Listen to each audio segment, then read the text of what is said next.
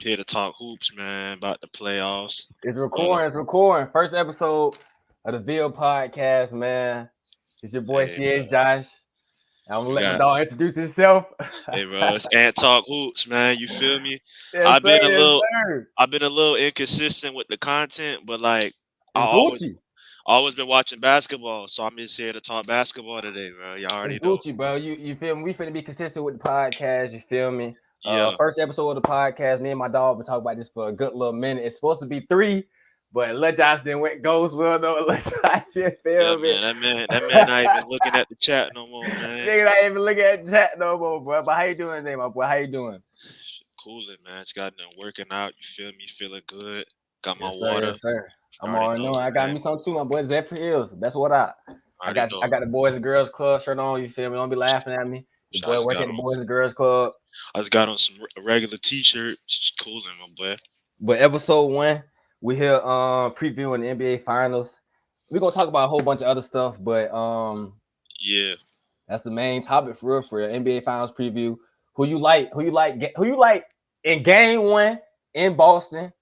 Is it tomorrow night or is it Thursday? It's tomorrow night. Yes, tomorrow. It's Tomorrow tomorrow. night. Okay. Anytime tomorrow. Boy, I'm ready, boy. I Hey, feel like I ain't watched basketball in months, boy. in a, I'm ready. in a long time, well, I've been waiting on this, boy. Hey, Trying to tell but you. let me know who you like Game 1 in Boston, and then let me know who you like, in the series. Oh, I ain't gonna fake it, bro. Like, I really think the Mavs is gonna like stun Boston because if you notice, every game one has been close in Boston. Like, I don't know what it is. Like, we seen last series, bro, what happened, bro. Like the Pacers got I The mean Pacers, the Pacers supposed Pacers to be up brought it this 2-0. close. They brought Yeah. it this close, bro. If Jalen Brown ain't hit that 3-pointer, because it was costly turnovers on Tyrese Halliburton. Yeah. But That's still, like I feel like the degree of talent Boston have, they should not be they games shouldn't should lose. not be close with injury prone teams like that, bro. I'm gonna Like be honest though. We say Boston have a good team. They do have a great team, bro. But that's the starting 5, bro. They have no depth. I've been saying this the whole season, bro. When Porzingis is out, they have no depth, in my opinion, bro. You not thinking about Sam Hauser to come in and drop some buckets. Yeah, he's a good shooter, but you're not yeah, thinking about Sam Hauser as a threat off the bench. Peyton Pritchard, he's a good offensive player. He could come in, and do what TJ McConnell did, but he's not a super duper threat off the bench, bro. Like Cornette, yeah, they don't have no really depth, in my opinion, bro. Like Dallas, they have depth, bro. They have depth on the offensive end, and they have depth on the defensive end too as well. So I'm gonna respect Boston's depth a little bit because like Kristaps is returning, yeah, so he is. that mean Al Horford, you know what I'm saying? He's 37, but he still is a I hope he's valuable. getting old though. He getting old, bro.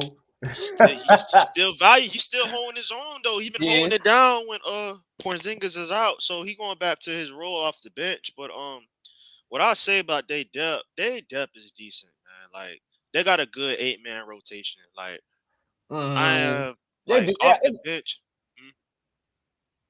they do. It's all right. It's all right. like off the bench, Payne Pritchard, like he's just a like I feel like he's just an energetic guy because every They, time he comes in, he just like he's all over the place, like he a TJ shooting McConnell. That's threes. why I compare Yeah, him to TJ TJ McConnell. McConnell, He a TJ McConnell. but he can shoot threes though. Like Yeah, so yeah. McConnell ain't no 3-point He shooter, bro. not. McConnell get to the paint, floaters. He jumped with the little midi, gonna pass it off. Like Yeah, I like McConnell though. McConnell didn't like.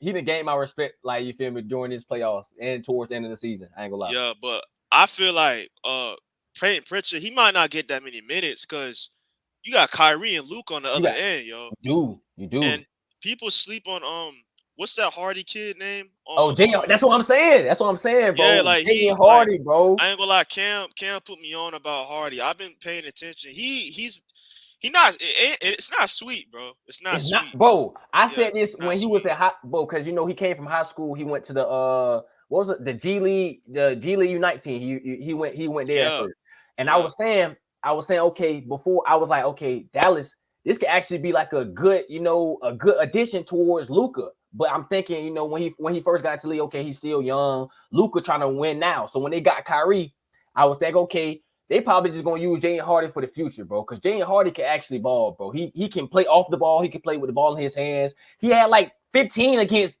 Minnesota in one. I think it was like 12 or 15 against Minnesota in one of them games. So it's like he could actually ball, in my opinion. So I think he's gonna be a valuable piece off the bench too. And then yeah. I remember it was a possession in one of those games where Luka gave him the ball. And like, he was like, "Cook Rudy Gobert." Like, I don't know if you see it. I don't know if you seen it. I think it was game 3 or game 4 I think it was in Minnesota. Because so sadly nobody takes Rudy serious. I don't Nobody know why. takes him serious, bro. I don't know why. He does his job, bro. Like he's a good player, but he does dumb stuff. But back to Jeff Hardy, like he definitely has like the potential, like in the future to like be a great role player or whatnot. But I feel like they're gonna need him this series. And Yeah. like for what I was saying, like with Peyton Pritchard, I don't know the minutes, man, because Boston's a switch heavy team. They Like are they defensively, switch too much, boy. and I ain't they gonna say like too much, but they do switch a lot. Like, and I think this series, Luka or Kyrie has to be in the game. Like, either one of them has to be in the game. Like, I noticed in the first quarter, Oh yeah, for I sure. believe they take Luka out first, Yeah. and then they bring Kyrie in to start the second to give Luka some A minutes for break. the Yeah, and then yeah. that's when You get what I'm Kyrie saying? started cooking. That's when Kyrie started going And that's crazy. when Yeah. Payton Pritchard gonna be on the floor, and who knows, Kyrie gonna haunt that matchup on Payton Pritchard, bro. Like, you But get what in I'm my saying? Like, game 5, we just seen Kyrie go 5 for 5 in the second quarter. So it's like, you know what I'm saying? And yeah, like you asked me, I think just because I've seen Boston struggle against Miami in game 1, I seen them struggle against Donovan Mitchell in game 1. I ain't gonna say the really game Cavs. two. Really game two. They lost every game in the playoffs game 2 besides what the Indiana series. I think Yeah. they swept Indiana. Yeah. Yeah, but for some reason, game 1 just always close in Boston though. When they're a better team, like I seen them struggle against Miami with no Jimmy Butler. I seen them struggle against the Cavs. They had Donovan Mitchell in game 1, but Jared Allen didn't play. But Donovan Mitchell made it a game up Yeah. until like the end, and then the fourth quarter, not the fourth quarter, the last series against Indiana. It's like I don't know. I think Dallas is a real threat. I think they're gonna surprise everybody tonight. I You think know, the coming thing with tomorrow. Boston is because I said I was watching ESPN, I was watching First Take, and I forgot who said it on First Take, but they were saying how Boston has been there for so long. So it's like we kind of forget how young they are, but we think about them like, oh, they've been in the league 10 years, they've been in the league 15 years because Tatum and Brown, you gotta think about it. When Isaiah Thomas, you feel me? When Isaiah Thomas was going crazy and everything, then he got injured. They were supposed to be rebuilding. They were supposed to be rebuilding as a team, bro. They wasn't planning on being in the Eastern Conference Finals next year with two rookies, not two rookies, but with Jaylen Brown and Tatum. Like they wasn't thinking about that. They wasn't thinking, Kyrie would come to Boston. They wasn't thinking, all this will occur. So it's like we think about it in the sense of, man, Tatum and Brown been there for so long, but it's like they really haven't, bro. They really young. Like we look at young players like Luka. They not young. I think Brown 26, Tatum 25, if I'm wrong or something like that. It's something like that. I don't know. But it's like we look at it in the sense of, since they've been there countless of times. Like they've been against Miami. They lost to Miami twice in the Eastern Conference Finals, right? They lost to Miami twice. Yeah, they lost against in the bubble, and they lost last year, right? Last year. Yeah. And then we think about it. Since they lost to Golden State, which I'm gonna be honest, I knew Golden State was gonna beat them, bro. I had Golden State winning that, bro. I did. Even if you say Boston had the better team, at that time, you still going up against a more experienced Steph Curry, Draymond Green. Even though Klay Thompson was coming back from injury and everything, He was good that year. You still going up against Klay Thompson, bro. I don't care what you say, bro. Curry, Draymond, and Klay. Andrew Wiggins too. And Andrew Wiggins played his part, bro. Like that's them one of the greatest trios in all time, just because of Draymond. He know his role. I'm a big man. I'm the enforcer. I'm a playmate, and I'm gonna get my shooters open. Klay know his role. I ain't gotta take too many dribbles. I'm gonna shoot all these contested high level shots. They're gonna go in, and Curry just gonna be Curry, bro. So it's like we think about it in the sense of like, just because Boston have been there so long, they've been there countless of times that it's like, they underachieve when they have underachieved like last year. I'm gonna be honest, they underachieved last year against Miami. I can say that, But the other 2 times, bro, when they lost to Miami in the play-in, not in the play-in, in the what's it, the bubble. I think Miami had the better team, the better team there because Jimmy was going crazy. Like they had a bam with the game, the series block, you feel me, on Tatum and everything. Them boys were just playing out of their mind in that series. So I just think the only series that I can say they underachieved, they didn't play as well, was last year against Miami when they lost game 7, I think. Yeah, but you gotta remember something. Tatum got hurt that He game. did get hurt. He did get hurt. But at the same time, I firmly believe they should have never been in that. If Tatum and Brown played the way they were supposed to play, they should have never been down in that series like Yeah, they that. were down Also, I 0-3. gotta blame it on that series last year against Miami. Joe Mazzulla was a rookie coach. Yeah, he was. I ain't gonna lie, he got a little better. He got a little better. It's still errors in It's his still, I coaching. might say, it's they shoot too many threes, bro. They shoot too many threes, bro. Too much drive and kick, bro. Too much, bro. Like Tatum, you is 6'10", nigga. Dunk that bitch on the nigga, bro. Like, come on, bro. It's not enough. It's not enough ball movement, bro. Because you play basketball, you understand when a ball moving around, it's harder to guard Yeah, it instead of is just harder, driving and way kicking. harder. Yeah, like when the ball is moving and they have the talent, they all 5 of their guys can shoot. Like they can do that, bro. It's not like they got one big man just in the middle, like waiting at the dunker spot for opportunity to get an easy basket or a lob, like Daniel Gafford or Yeah, like Derek or Lively. Lively. They got Porzingis that can stretch the floor, and Al Horford can stretch the floor. But I ain't gonna lie, man. Joe Mazzulla, he's been a little better this year, but I think Jason Kidd is gonna outcoach him this series. That's another thing too, because what we was talking about before we came on here, I remember watching the Mavs versus Boston earlier this year. I watched that game, but remember the Mavs at the time just got PJ Washington and Daniel Gafford. So I think their chemistry like evolved since then.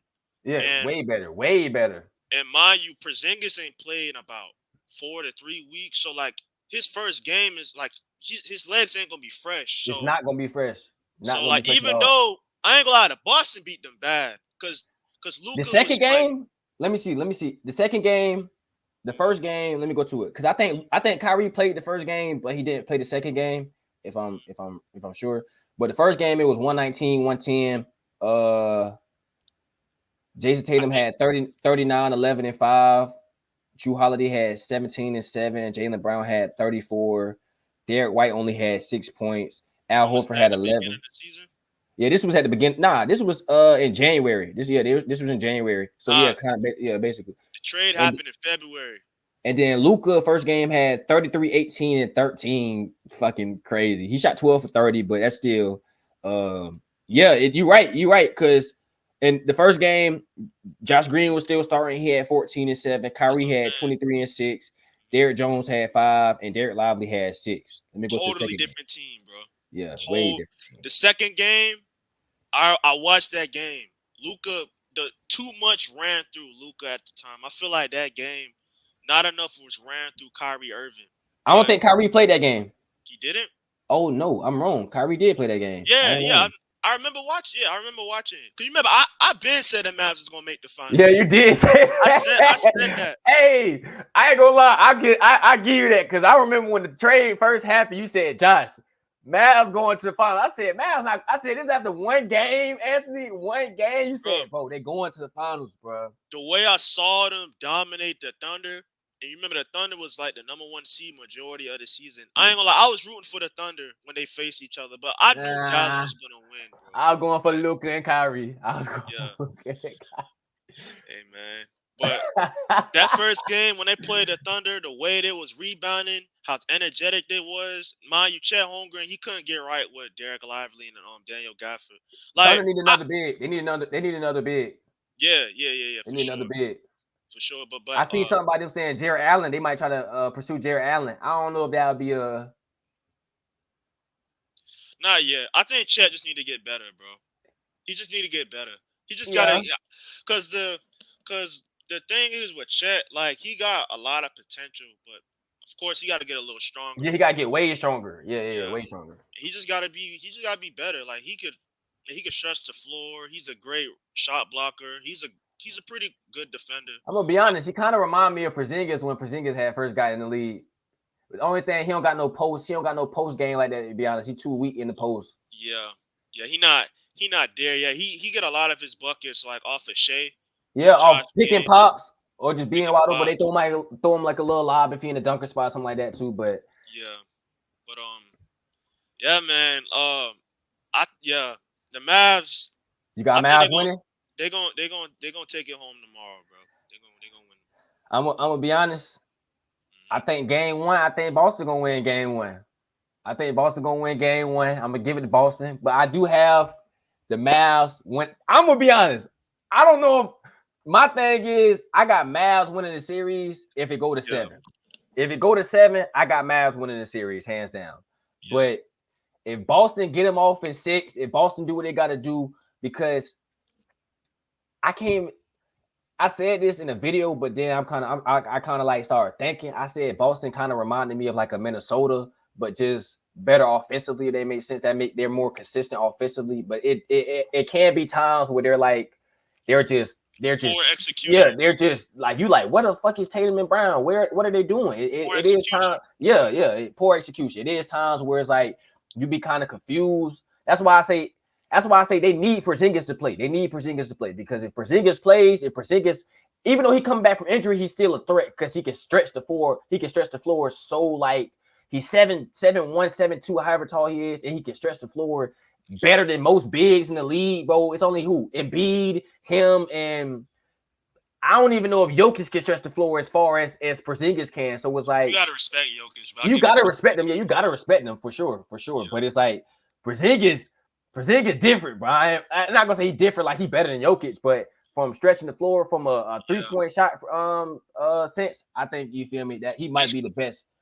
It's crazy because in the regular season, there was an argument about him being the second best player over Brown.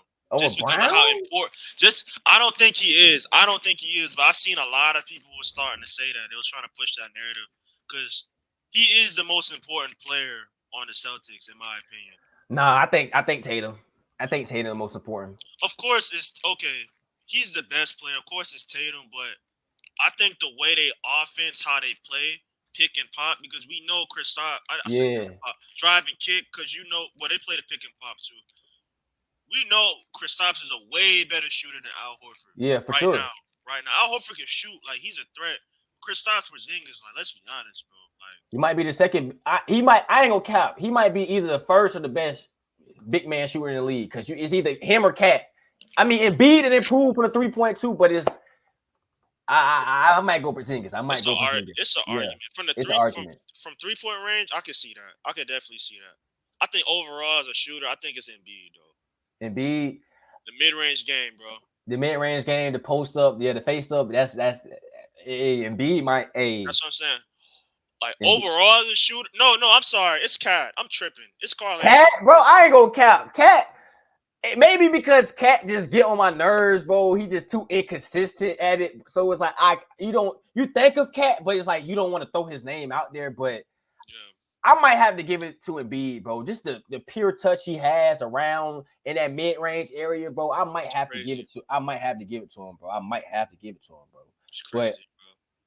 Oh yeah, now that we on the topic, who do you think who do you think are the biggest X factors for both teams in this series? All right, so I got 2 for each team. All right. I'm going to start with Boston. Like I said, Kristaps Porzingis, because he's coming back, and, like, that's a threat. Like, he's going to bring Daniel Gafford and Derek Lively away from the basket. In my opinion, I already feel like Derek Lively is the third best player on the Mavericks, just because he's more mobile than Daniel Gafford. Like, he's quicker on his feet. I'm not saying he's a great perimeter defender, but he could close out. Hold on. You said Lively?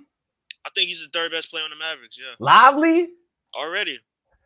Because even in that Minnesota series, we seen the difference when he's there and when he's not there. Nah, that's true. That is true. And then they seem more energized when he on the court because he's so bouncy, bro. Like they could just throw it up to him at any time. But he a smarter player too. Like in the pick and roll, like hold on. I'm talking about Boston. I'm getting off topic.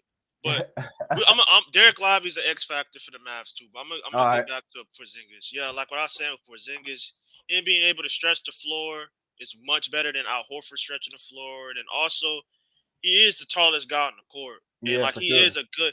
We're not talking about his defense. He's gonna meet you at the rim. He gonna Believe meet that, you, bro. bro. He's a Yeah, good defender, bro. yeah. So like they're gonna definitely need him. Also, I love Derek White, Hey. Oh. I thought you were but finna for say this Derek White. series, I think it might be Drew Holiday, bro. Drew. Because because it's an argument Derek White is better defensively than Drew Holiday. I don't know about that. It's close. It's neck and neck. But to guard Luka and Kyrie, I think you gotta be strong, low key. You gotta low key be strong. And Drew Holiday is strong. Like he's a strong defender. And I feel like he's gonna have like he's probably gonna have more assignments guarding Luka and Kyrie Yeah, than Derek White, if you I get what would I'm saying. I would put Drew on Luka, and I would put Derek White probably on Kyrie in my opinion, because I think Drew Luka strong, bro, 6'7", and I don't know how much he weigh. He probably weigh like 235. He big, bro. So I would probably put Drew Holiday on him. But at the same time, it's like Luka also he crafty. He know how to get his shots off. Same thing for Kyrie, but it's like I don't know. Luka might shoot over Drew Holiday. It's gonna be hard. It's gonna be hard It is. defensively for Boston. Like same way it was hard defensively for Minnesota. And Yeah. Minnesota had the number one ranked defense in the league. So I think it's gonna be uh really hard for Boston. But I would probably put Drew Holiday on Luka and probably put Derek White on Kyrie. Yeah. Because you don't want I ain't gonna lie, Brown. The thing is, Boston's a switch heavy team, so Brown and Tatum's gonna guard Luka and Kyrie certain Oh yeah, for sure. possessions. But For sure. I think the matchup should be Holiday. I ain't gonna lie, I agree with you. Holiday on Luka Yeah. and Derek White on Kyrie. Just because Holiday's strong, like he's strong enough to I ain't gonna say stop Luka, but to To maybe maintain like them. a little bit, yeah. Yeah. To I'm not even maintain. comfortable saying that after I what Luka know what I'm saying. You can't even say maintain because it's Luka, bro. Like yeah. you don't know what he might do, bro. That's what I'm saying. I ain't gonna cap. When I had to think about it, I was watching the Minnesota versus Dallas series, and I was like, Dallas gonna win, bro. And the only reason why I started saying that is because you look at Denver, right? Denver, they offense run through Nicole. You know their offense. They have a system. Their system is okay. It's gonna be a 2-man game with Jokic and Jamal Murray. You step up on Jamal Murray. We either gonna slip it to Nikola Jokic. If Nikola Jokic slip, he either gonna have an easy floater. He gonna throw a lob to Aaron Gordon, or them shooters gonna be open. Or if you don't, Jamal Murray he gonna shoot the middle, or he gonna, you feel me? That's their offense. With Luka and Kyrie, I'm not gonna say they don't have an offense, but it's so versatile. You don't know what they finna hit you with, bro. You don't know if It can affect you in many ways. in many ways, you don't know if a driving kick coming. You don't know if Luka finna just shot create for itself. You don't know if a live on the back end coming. You don't know if Kyrie going. You don't know what's coming. You got two magicians just giving you buckets. Just two magicians with the ball, just giving you like. And it's like with Minnesota, I think Minnesota kind of got. I think they got a heart snatch. I'm not gonna say they definitely got their heart snatched in game 5 when Luka went insane for 20 and a quarter, bro. Man, But Steph Curry. I'm gonna be honest, I think they got their heart snatched game 1, bro. Cause I said this, Minnesota was looking like Los Angeles to me, bro. They was looking like LA, bro. Game 3, When I Luka don't hit that know, buzzer bro. beater. When he hit that On, buzzer on, beater, on Rudy, on was Rudy, it game 2 or game 3? I think it was game 2 where he hit the buzzer beater on Game Rudy. 2. That's I when think it was game I 2. think that's when like because that was bad. That And remember was when I told you when I saw you at the gym, I was like, I think the series over, bro. You was like, nah. I was like, that's not good, bro. it's And I not, was like, bro. it's not good. They defeated them on their home floor. But the thing with what I was saying with Dallas, I'm gonna get my X factors first. I ain't gonna. I kind of agree. I agree with you with the X factors for Boston because I say Porzingis because like you said he can stretch the floor, he can defend, and then it's like with Porzingis it adds multiple stuff to your game because the way he can stretch the floor that gives room for Tatum and Brown to attack. That gives room for Derek White to, you feel me? Because you gotta respect Derek White as a shooter. You gotta respect Derek White as a shooter. So Yeah. it's like. And I'm gonna be honest. I like what Drew Holiday be posting. Drew Holiday probably gonna post Kyrie up. He probably gonna play in the little post area. But with Porzingis on the floor, it's just so many. It's just so much you can do because like with Minnesota, like I was saying with Minnesota, Rudy Gobert was kind of a liability in my opinion because he can't shoot. He just Offensively, he was a he just liability. clogging up space. Yeah. He's just clogging up space. So when Anthony Edwards trying to drive, it's too much. It's already collapsed because shoot, Cat wasn't hitting shots early on in the series. McDaniels, he went all right. Game 1, he went crazy, but after that, he wasn't like a McDaniels not a consistent 3-point shooter. Nas Reed, like the shooters on Minnesota wasn't consistently hitting shots. So it's like, okay, when Ant drive in, the defense just collapsing. Then you can't throw a lob to Rudy because shoot, he can't make that pass, and then everybody already there. So it's like with Boston, you let Porzingis sit out. I'm not gonna say you have to just let him sit outside in the on the 3-point line the whole game, but run some actions, run some pick and pops, run some type of action so you feel me, get him on the 3-point line. That's an easy drive for Tatum, Brown, and if they help, Derek White, you got to hit shots. Drew Holiday, you got to hit shots. Porzingis, you got to hit shots. And I do believe they will hit shots because they are a better 3-point shooting team than Minnesota. But it's like I keep saying Dallas. I don't think Boston should get in that mindset where everybody know. Yeah, they just all they want to do is shoot threes. They just live and die by the three. I don't think they should get in that mindset because if they do, Dallas gonna run them out the gym, in my opinion. Another thing too with Porzingis, he could score in the mid range and in the post a little bit. Yeah, he can. And he's taller than Gafford. I think Lively's gonna give him a little bit of trouble because Lively's more physical than Gafford. He's taller than Gafford too, and he's more athletic. Nothing against Gafford or nothing. That's why I think Lively's the third best player already. But Porzingis, I feel like they need to run some action for him, like in the mid range, him at the free throw line. You get what I'm saying? That little mid range jump shot.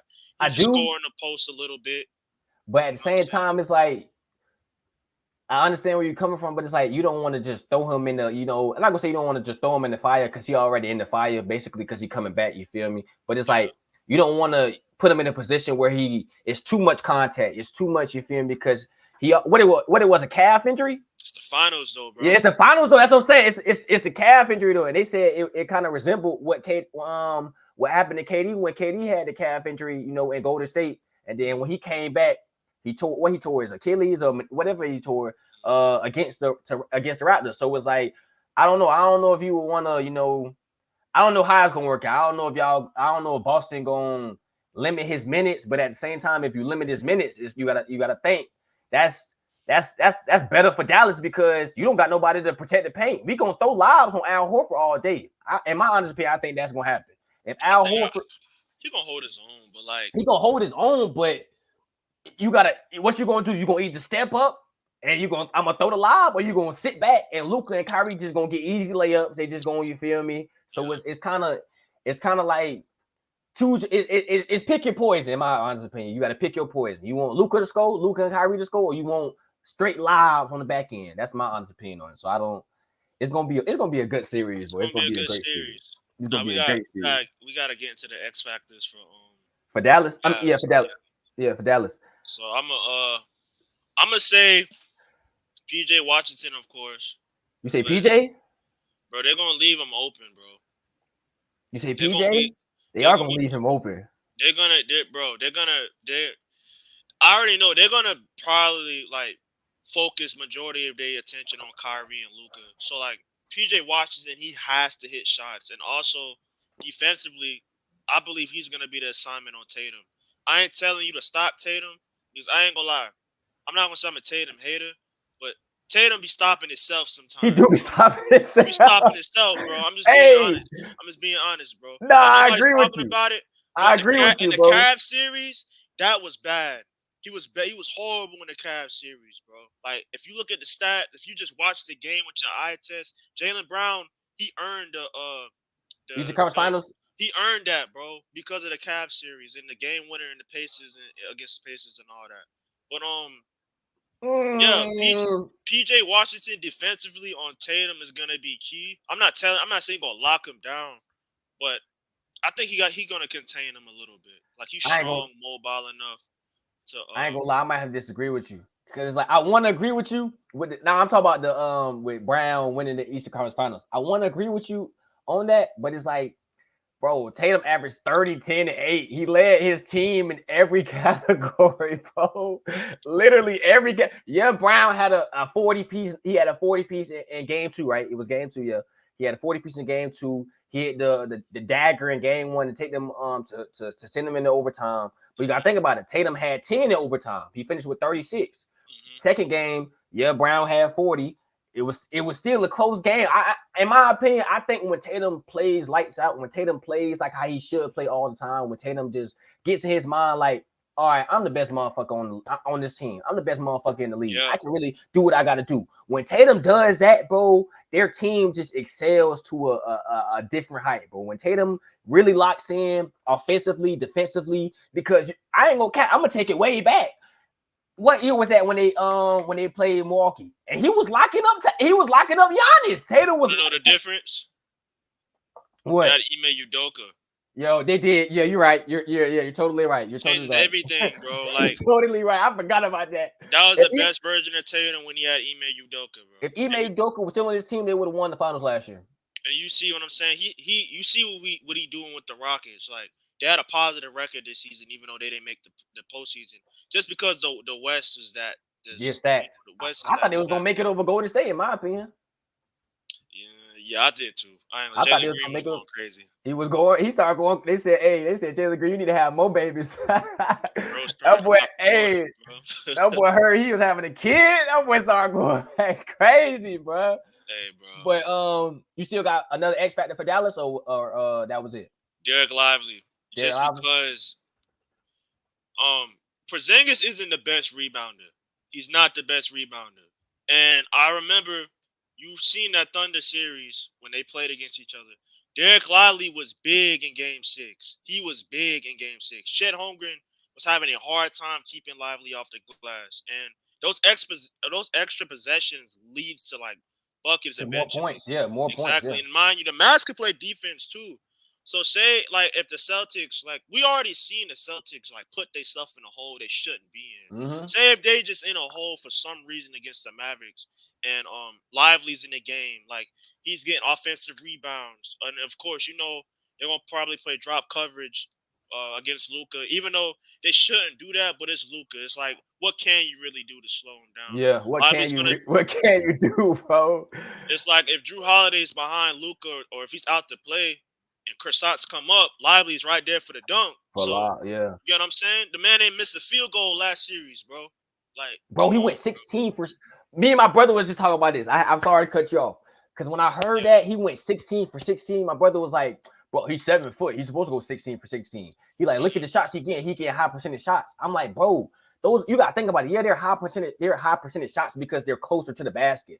They're not high percentage shots because you still got Chet who in the way. I'm still putting it over Chet. I'm still putting it over Rudy Gobert or Karl Anthony Towns. Those are not high percentage shots. I can understand, you feel me? Yeah, it's a high percentage shot. It's a high percentage shot because I'm closer to the basket. But I was like, I had brought up an analogy. I'm like, bro, would you rather fucking Derek Lively go up against Rudy Gobert on the post, like trying to dunk on him, or would you rather a wide open Steph Curry shot? Like that's, in my opinion, I think Curry is a from the 3-point line wide open is a higher percentage shot.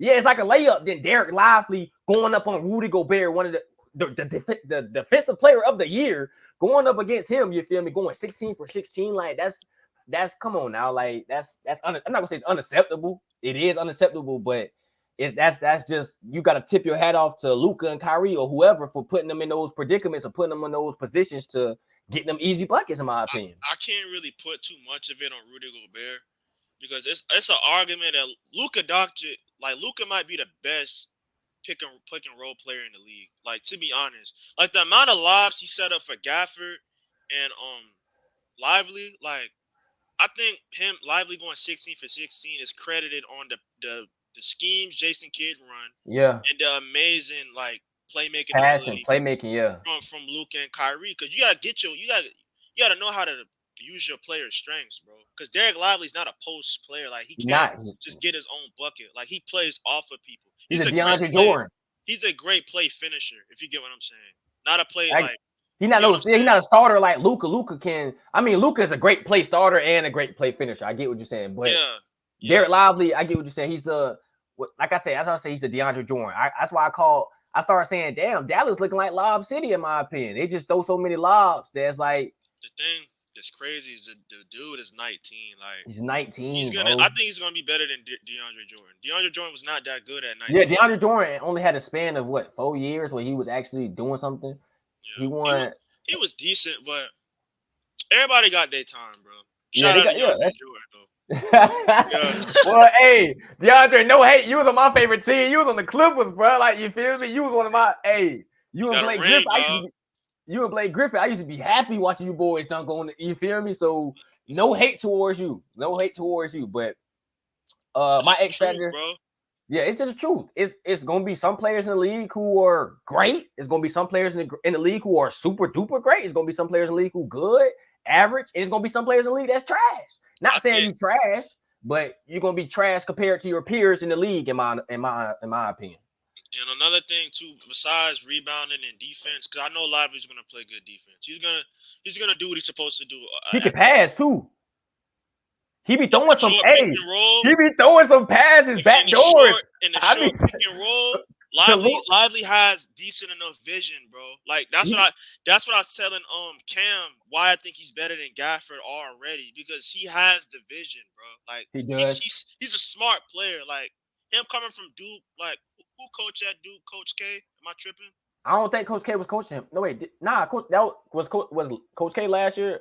Was it last year, Coach K last year? I ain't gonna lie, y'all. I'm a casual when it come down to college basketball, so I don't know. But him coming from Duke, like bro, he's an amazing player, bro. Already as a rookie, he does his job as a big man. I think big man is gonna come back to the league, bro. It's not gonna be no more of that small ball, because you seen what happened to the Suns. The Suns got. Earl, bro, me and you think so much alike, bro. Yeah. So much alike, bro. Because I've been saying this for the longest, bro. That's why I salute Minnesota. That's why I'm a salute Dallas. Well, Dallas really running the same thing as Golden State. Not gonna say the same thing, but I was telling my brother this. I was like, teams don't need to try to scheme like Golden State. If you don't have the offensive capabilities as Curry, as Klay Thompson, if you don't have those shooters, bro, who can extend the offense, extend the defense that far out, bro, you shouldn't be trying to run a small ball offense. That shouldn't be your game plan. That's why I like Minnesota, because Minnesota know, okay, we don't have a Curry, we don't have a Klay Thompson, but we got some gritty dudes that can play defense. We got some big dudes that can, Cat can stretch the floor out. Naj Reed can stretch the floor out. But we got bigs. We not running a small ball like Golden State. Golden State beat Denver. That's why they beat Denver. They couldn't beat Denver because they didn't have enough. Because AD playing it's like, that's what I'm saying. Big man is gonna dominate the game again, because I think it started with Jokic winning the championship. Because I think Jokic is still arguably the best player in the league. Oh, facts, for sure. I think leagues are gonna start drafting more bigs, recruiting more bigs to slow down Jokic, like the Timberwolves just did. It makes sense, bro. I'm gonna be honest. I don't think bigs ever left the NBA. I'm gonna be 100% honest with you. I think they just got more skill, and I think the bigs got weaker, if you want to be honest. Because they got that was bad. That was bad. That was bad. Besides Dwight Howard. I would say the best big in the league was Dwight Howard, bro. Hey. You got DeAndre Jordan. Marc Gasol was old. He was old in Memphis. He was old. Who else? The best bigs was who? Dwight Howard, DeAndre Jordan. Shit. AD wasn't a center. AD he came in what, 2012 at 2014? Yeah, but he was a 4. Oh, yeah, he was a 4. A 5. He didn't get changed. DeMarcus Cousins. Yeah, DeMarcus Cousins. I forgot about Boogie. He just won MVP overseas. Shout out to him. He overseas? Yeah, he won MVP overseas, bro. Oh shit. Hey, salute. I thought he was done. Nah. I thought he was done. Bro. Still trying to get a job, bro. But I ain't gonna cap, bro. Like, seeing players that I used to watch, bro, like not gonna say growing up, but John Wall, Boogie, even Dwight Howard, bro. Like, Dwight Howard can get a job in the league, bro. Like, even though he older, like I seen a video, he was saying, I might not be at the same level as LeBron right now at him being 40 years old and everything, but I'm still in shape. I know I can still, bring something to a team, bro. Like LA, I can still bring defense to a team. I can still rebound. I can still do the little things, bro. Like, players like that do deserve jobs, but it's like at the same time you can't say that because once, I'm not gonna say once you lose your spot, you're not gonna get it back. But it's like it's younger players coming It's into the league. hard, bro. Yeah, that's what I'm saying. Nowadays, bro, It's it's younger players always coming into the league doing exactly what you're doing. It's younger players, like I said, John Wall. It's players 6'7". John Wall was like 6'3", right? It's players 6'3", 6'7", moving as fast as you, bro. Playing defense as fast as you. De'Aaron Fox, what, 6'5", doing basically a newer version of John Wall. Got a better shot, got a better mid-range game. Like he just won a clutch player of the year last year. Like even though they didn't have they had a kind of bad season this year. They had the season. I wasn't expecting that from the Kings this year, but it's like looking at players now who are younger, who are just as talented as you. It's like, damn, it's kind of hard to get your job back once you lose it. Once you feel me, mess up. Yeah, bro. Shout out to Dante Exum because he got back in the league somehow. Facts. Somehow, some way. I don't know. He's decent, but I can't take him serious, bro. He can't go left. He just go right, bro. I take him as a 3-and-D. He can shoot though. Yeah, he's a 3-and-D. Nah, he was making me mad against I forgot what series it was. I don't know if it was against the Clippers or the Thunder. Bro was breaking like a mud, bro. I think it was against the Thunder, bro. Like I don't know who it was, but he was making me mad because I'm like, bro, okay, you were just balling in the regular season. You hit open shots, but now when it comes to playoffs, you looking like you can't hit an open shot, bro. Like that's why Hardy started getting minutes too, because of Dante Exum. He started messing up a little bit. Mm-hmm. But back to the X Factors. Yeah, we got to stay back on topic. I agree. We just talking, but hey, our first episode, bro. What? Don't mind us. Hey, that's what y'all gonna see from us. You feel me? We might, you feel me, get a little distracted, but we gonna go back on topic. You feel me? But we're gonna be better, bro. My X Factors, I agree with you. I didn't say PJ Washington, even though he do need to hit open shots. He was missing a ton of open shots against Minnesota. If he play like how he played against the Thunder, they might not gonna say sweep Boston. I was just using it, but it's gonna be a way better series if he hit shots like he did against the Thunder.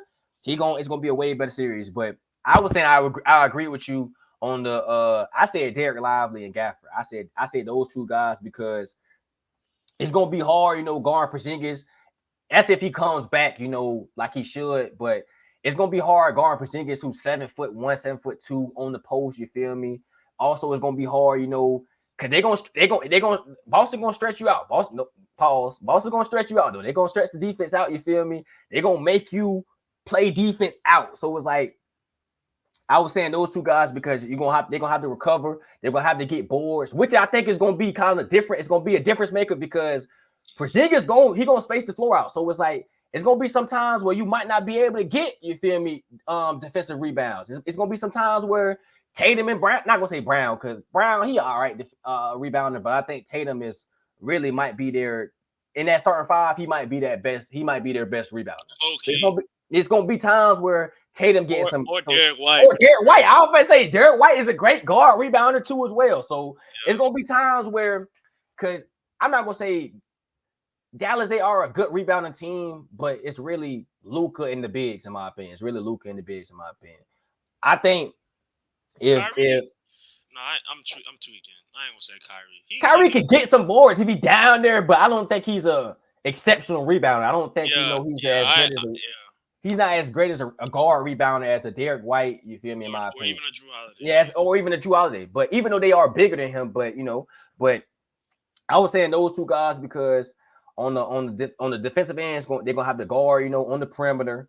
And then they're gonna have to, like I said, they're gonna have to recover and get rebounds. And then on the offensive end, you don't know what's gonna happen. They might have it might be times where not gonna say they're gonna have to take over and play the post and nothing like that. But it's gonna be times where they might just attack Porzingis because he coming back from an injury. You don't know the calf, he might not be able to jump like he can. So it's gonna be times where they're gonna have to attack him. It's gonna be times where PJ Washington, he is the X factor too, because it's gonna be times where you're gonna have to hit open shots. It's gonna be times where Derrick Jones Jr., you're gonna have to, hit open shots, a flash or cut back door to get a lob because nobody paying attention. So I think, in my opinion, I'm gonna say I'm not gonna give it just one player as an X factor for Dallas. I'm gonna give it to PJ. I'm gonna give it to Derrick Jones Jr. I'm gonna give it to the two bigs, and I'm gonna give it to their bench. I'm gonna give it to their bench because I said. X factors. It is. It's gonna be a lot. It's gonna have to be a lot because they're dealing with Boston, bro. And I said their bench is more. Their bench, Dallas has a deeper bench, in my opinion, than Boston. So I think you bringing in a Josh Green, you bringing in a Jaden Hardy, you bringing in those type of players, a Dante Exum. You're gonna have to be an X factor. You're gonna have to come in and defend Tatum and Brown, Drew Holiday, Derek White. You're gonna have to come in and hit open shots, make some plays, you feel me, offensively when Luka goes to the bench or when Kyrie goes to the bench. So it's like, in my honest opinion, I give the X factors to everybody besides Luka and Kyrie. You feel me? Like everybody besides Luka and Kyrie, y'all gotta be you can't do that, bro. They got to. You gotta do that, bro. Hell because nah, that boy say everybody. not gonna say All jokes aside, though, I see what you're saying, but I think like that's why I had 2 X factors for each team. yeah. Because PJ, I think he should be guarding Tatum because Tatum is strong, even though he don't know how to use his body sometimes. Yeah, That he shit piss you piss off. me off, bro. He piss Shit you off. piss me off, He bro. piss you off. That shit pisses me Bro, off, bro. Tatum should be out here We looking don't like get in trouble for cussing, but that be pissing me off, bro. Tatum should be out here looking like a prime Melo, bro. Putting his shoulder in your chest. Tatum should be doing stuff like that, bro. That's what pisses me off. That's why I say if it goes to 7 games, bro, Dallas is winning, bro. Because Kyrie is what 14-0 in clutch time moments, bro. In clutch time games, he's 14-0. Then you going up against Luka. 15. Oh yeah, they did just lose to Minnesota. Yeah. But I don't know. I'm counting like okay, 15-1. But you going up against arguably the 2 best closers in the NBA right now, bro. I'm not gonna say arguably. They are the best. They are the 2 best closers in the NBA right now, bro. Because statistically, I remember in the regular season, there was one of the better fourth quarter teams in the NBA. Like period. And I think Boston was worse. Boston is bad in the fourth quarter, if I believe. They're not. That's so it's like that's why I said you're going up against 2 of the greatest closers of all time. Even though Boston has a great team, a great starting 5, they might have the best starting 5 in basketball. You can say them or Denver, but they might. Boston, bro. You think it's Boston? It's Boston, bro. On paper, it's Boston, bro. They have. On paper, it's Boston. Now, if you talk about chemistry, it's Denver. But on paper, it's Boston, bro. I'm just talking about in general. I'm just saying like in general. So yeah, you can say they have the best starting 5 in the NBA. But like you said, I think Dallas was number 1 in clutch time moments. I don't know if it was Dallas or who it was, but I know they was in the top echelon. And I think Boston was in fourth quarter, you know, in clutch time moments, stuff like that. I think they were on the bottom of the list. But it's gonna be hard. But you're going up against, like I said, one of the 2 best closers of all time, top 2 best closers of all time. Even though Boston has, I can't even say Boston has more size. Like it's, in my opinion, bro, I seen it. They said Boston is the favorites to win, but I would give it to Dallas as the favorites to win, in my opinion, bro. I might give it to Dallas as the favorites to win, bro. Mavs in how many games? I think it's gonna go 7. I think it's gonna go 7, bro. I'm gonna be honest. I think it's gonna go 7. I don't see. I either see it going 6 or 7. I see it going. Like Luka and Kyrie, if they go up 3-2 against Boston, they're gonna find a way to end the series, bro. Yeah, for sure. That's why I either see it going 6 or 7. It's either going 6.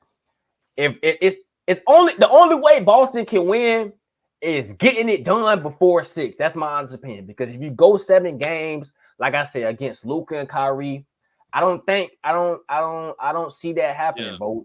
Us knowing what happens against with Tatum and Brown, and like I'm not gonna say what we've seen in the past with Tatum and Brown, bro, in clutch time moments. You feel me? Like no way you're supposed to lose to Jimmy Butler, bro. I don't care if Tatum get hurt or not, bro. No way you're supposed to lose to Jimmy in Miami last year, bro. Like Caleb Martin, bro, and Eric Spoelstra. That's what they lost to. They was questioning if Caleb Martin should have won Eastern Conference Finals Player of the Year last year, bro. Like, come on, bro. Caleb Martin, bro. That's what I'm saying, bro. Like, no way. I don't care if Tatum gets hurt. I don't care. Like, y'all had the better team. Y'all basically have the same team. Y'all just upgraded from Marcus Smart to Drew Holiday and from what was the Robert Williams to Porzingis. Come on now. So and they lost Grant Williams. That's basically it, bro. Grant Williams was good. Don't sleep. Because in 2022, he had a 30-point game 7 against the Milwaukee Bucks, bro. Grant. He was just open in the corner hitting threes. Yes, that's what I'm saying. I was gonna Mike, say he was a better PJ Tucker. I was gonna say he was a better PJ Tucker. because Mike Budenholzer left. I don't know why he had Brook Lopez sagging off of him, but yeah, Grant Williams was good. He did his job, bro. He did his job. I feel bad for him because he went from Boston to Dallas. Now he ended up in Charlotte. So I feel like a contender need to pick him up next year. The Suns. I don't know. I just feel bad because, like, dang, if I'm Grant Williams and y'all get rid of me because I stopped wearing Luka's shoes to put on tandem shoes, I'm pissed. Oh, yeah, I'm pissed. Good. I ain't gonna cap, but I did hear about that. But what do you think it means for, let's just say Tatum versus Luka? We're gonna use Tatum versus Luka. What do you think it means for Tatum or Luka if they win the finals? If Luka win the finals, I feel like he finally get the respect he deserves, because even though, like, we already know he's a top 3 or 2 player in the league, I still find it as, like, he doesn't get as enough credit as he should be getting, because in a regular season, like, they was talking about Luka, but they still was talking about, like, LeBron, KD, like, other players more than Luka, in my opinion. I think Luka should have, like, I think when Dallas play, they gotta be on TV, bro. Like, I don't think they should, like, I think they should be one of the top 3 teams in the league with the most games streamed next year. And also, like, as far as legacy, I feel like people gonna start putting Luka in the top 75 already. Probably even top 50 players of all time already. Just off what he did off the past 5-6 seasons is bro, like, he's a 5-time All NBA. I think 5-time first team All NBA, bro. That means he's made the first team every year after his rookie season, bro. Yeah. After his rookie season, he got five All-Star selections. I think this was the first year he won what? What did he win this year? He didn't win. What was it? A scoring champ. He won scoring champ for the first time this year. So it's like, like, I ain't gonna cap. Without the rings, without the MVPs and everything, just looking at Luka skill set alone, just looking at his game, he's already a top 75 player in my opinion, bro. It might be biased because we're from a different generation. We're from, we're younger. We're from the 2000s, the 2000. I don't know when you started watching basketball, but 2008, probably 2007, 2008 and up. That's where we're from. You feel me? That's when we probably started watching basketball. So it's like we're from a different generation from older people. So older people might name names that we honestly don't know about. We don't know about in the top 75. So it's like, in my opinion, I think from a skill set, basketball, alone, he's already a top 75 player. But I agree, bro. I think I'm gonna be real. I already think he top 75, period, bro. Just because, like, a lot of players don't rise like Luka does in the playoffs. Like, this is his worst playoff run as far as stats. But he was dealing with injury too. I ain't gonna cap though. He only had he's only been to the playoffs 3 times. I think it's the 3rd time in the playoffs. 4 times. Wait, 2020. I gotta fact check that. 2022, he made it to the Western Conference Finals, and then this year, because I think he missed the playoffs 2 times. He missed the playoffs last year with Kyrie when Kyrie came back, and then remember they tanked for Derek Lively. You think that's why they missed? Because they were taking for Derek Lively? They got fined for that, bro. Like, they really fined the Dallas Mavericks for that. For real? Yeah. Oh, damn. Yeah.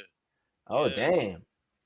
Yeah, I mean, I was seeing stuff that was saying because they could have made the playoffs. I was seeing it, but I didn't think I didn't think they was tanking for Derek Lively. I thought they were just boys.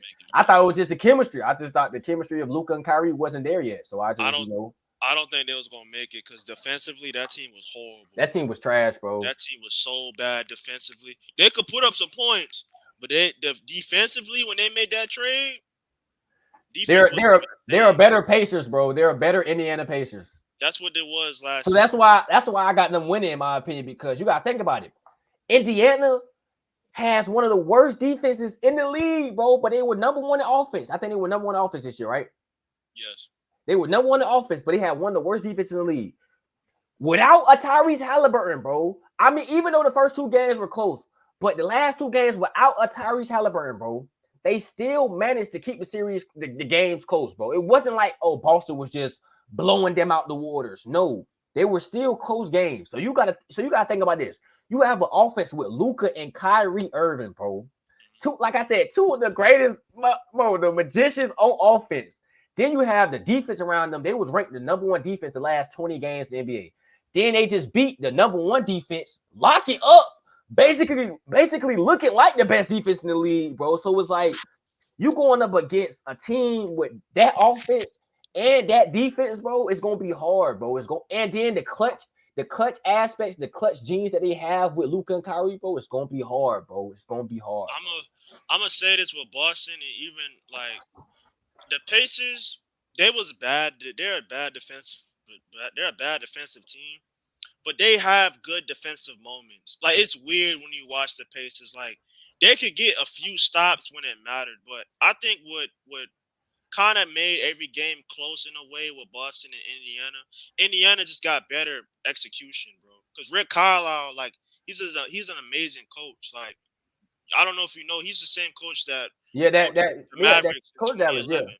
Like he used T.J. McConnell exactly like J.J. Barea against the Miami Heat back then, and even so, like they execution is just way better. Like they all make smart, tough decisions, like in quick moments. Like they do, and they also play fast. But I think the thing with Tyrese Halliburton, he gets on my nerves because he can. I ain't gonna say I be hating on him. People be saying I be hating on him because I be saying he not as good as people claim him to be, bro. But it be moments where it's like, bro, you can, like, if I'm not gonna say if he had the, I'm gonna say this, if he had the aggressiveness of Luka, bro, because like you said, Luka might be one of the best players in the pick and roll. Halliburton might be one of the best players in the pick and roll as well, bro, because he can pass just as great as Luka. When he gets in the paint, he a little crafty. I'm not gonna say he the craftiness, but he the craftiest. But he's a threat. He's a threat. He's a threat. But it be sometimes where it's like he'll pick up his dribble, look the pass too much. I be like, bro, keep going, bro. Like he too passive. I understand you want to be I understand your play style. You're a pass first guard. You know, you're Steve Nash, Chris Paul, but it has to be times, like I was saying, it has to be times in order for Indiana to become a good, super good team, like a deep playoff run team. It has to be times where Tyrese Halliburton just has to say F it and just get buckets, bro. Yeah, you can set your teammates up, but it got to be times where you and Pascal got to just take over. It can't be, Nembhard trying to take shots, Naismith trying to take shots. Miles Turner, yeah, he's a good pick and pop big. He's a good stretch five, but it has to be times where Halliburton, you got to get in your mind, say, man, I'm finna just get me some buckets. And when he did it against New York, I think he had like back-to-back games we had 36, and they won those because they were down 0-2. And then he had back-to-back games where he had 36. Like, when he does that, bro, they are a way better team, bro. I'm not saying go out there and just ball hog, but I'm just saying, bro, like, you got to realize as a point guard, okay, man, me trying to set my teammates up, it's not working, bro. Let me go get some buckets. Let me go do something. He a pass first kind of guy. But yeah, he is. It kind of works in Rick Carlisle's system. But you want to talk about the Pacers? Trade Miles Turner, bro. Nah, I wouldn't trade Miles Turner. I get it. I ain't gonna lie. I don't know who can fit Klay Thompson, because Klay Thompson, he washed. But I will get a player that emulates Klay Thompson, in my opinion. I might try to go get a Tyler Hero. I might go try to get somebody who can at least play some defense and can still come off screens and light that motherfucker. I'm gonna be honest, bro. I like the Pacers, but I feel like because every game was close to a degree when they played Boston. Say if they would have won that series, they would get swept against Dallas. Because Miles Turner is not like, okay, he's a big man, but besides shooting the ball, what is he legitimately good at? Besides help defense on at the rim. At the rim, yeah. Not a good rebounder. Yeah. You can't switch with him. He's horrible on the perimeter. He's horrible at closing out. He's not a good post player. It's like I feel like for the Pacers to go to that next level, they need somebody like a Bam Adebayo. Because Bam Adebayo is fast. The way Rick Carlisle likes to play, like up pace, like I think Bam could fit that role because Bam could get his own bucket, bro. I'm not saying he's an amazing scorer, but he can get his own bucket because a lot of the points Miles Turner score is based off of how the Pacers play. Yeah. How the Pacers play. But I think he's not that consistent at it though. That's what I'm saying. I He had think a it good helps. series. I think it helps him out though, bro. I'm gonna be honest. Miles Turner being a stretch five, bro. I think it kind of helps him out because it gives you it gives Halliburton that you feel me, that space where he can just come around that corner and just attack. But that's just like I said, that's just Halliburton sometimes not using it to his advantage. Like you got a pick and pop five, bro. Like that's what I'm saying with Boston, bro. That's why if Porzingis plays, it's gonna be a way better series. I mean I know he playing, but if he plays to the ability that he can, bro, it's gonna be a way better series because when you see with Boston, when you see when they have Porzingis, it just creates more offense for them. It just creates more space. It's just more space for Tatum and Brown to get downhill. It's more space for Drew Holiday to you feel me, post up and everything. For Derek White to get downhill. Even though Derek White really the utility guy. He can do everything. I'm gonna play defense. I'm a pass. I'm No gonna shoot weakness. threes. He literally, I'm not gonna say he has no weakness, bro. He might be inconsistent sometimes. It might be some games where he go 2 for 10. He might miss some shots, but he gonna still do his job, bro. Yeah, But it's like he it don't make sense with Derek White, bro. it It's like don't, bro. I remember there was conversations. I don't agree with it, but people are starting to say he's the most important player on the team. I don't agree with that, but he does do a lot of things for the Celtics that people don't talk about, bro. He Like does. I remember even last season, bro. That game 7 that they went to was off of a offensive rebound and him. The offensive rebound, but I forgot about that. Yeah, I forgot about that. By Derek Yeah, White. bro. It's like Derek White been like he been that important for Boston, but I think it's more noticed now because of like how good Boston's been all year. You know what I'm saying? Yeah, I get what you're saying. But Damn, what were we talking about, bro? damn, what was we talking about? Oh, what it means for players if they win. I'm gonna be honest. If Tatum wins the finals, I think it means he's better than Luka. No, it doesn't, bro. I think it means he's better than Luka because look, it's always the question. It's not gonna say he's better than Luka, but it's already a question who has the better career so far. It's already a question who has a better career so far. Is it Luka? Is it Tatum? Yeah, Tatum has made. I mean, yeah, Luka has made 5 first team All NBAs. Tatum has made 3. Tatum has been to the Eastern Conference Finals 2 times. Wait, yeah, 2 times. 3 times now, basically. He's been to the finals twice. He went up against the Warriors, yeah, but it's like it's always been a question. Okay, who's gonna take the next jump, Luka or Tatum? So I believe if Tatum takes that, if Tatum wins the finals, I'm gonna say this: if he wins the finals, and he's the main reason, if he wins the finals and he wins Finals MVP, not if he wins the finals and Brown wins Finals MVP and Brown has an amazing season. I mean, amazing series. But if Tatum wins the finals and he's the focal point on why the Boston Celtics won the finals and he wins Finals MVP, I think, in my opinion, you're gonna start looking at, okay, is Tatum better than Luka? Is Tatum a top 5 player in the NBA? Is Tatum a top 3 player in the NBA? That's what I think it's gonna end up to. I think it's gonna end up in that. But you gotta listen to what I'm saying, Ant. Listen to what I'm saying. If he wins it and he's the focal point, if he wins it and he's the one, you feel me, averaging 30, 32, and he locks up Luka and you feel me, he proves, okay, I'm the next one. I'm the the next man up. And he does that, I think you will have to question, okay, dang, is he better than Luka? Is he? I think so, bro. I'm sorry. I'm sorry. He's not gonna lock up Luka, bro. I'm not saying, but He I'm might not saying slow him lock him up. down, maybe, but I could argue this when KD. Okay, first, I'm not gonna even take it there yet. I'm gonna get to that point. Tatum has a better team already. Yeah, he It's does. the reason. It's the reason why they favorites. It's not because Tatum might be better than Luka.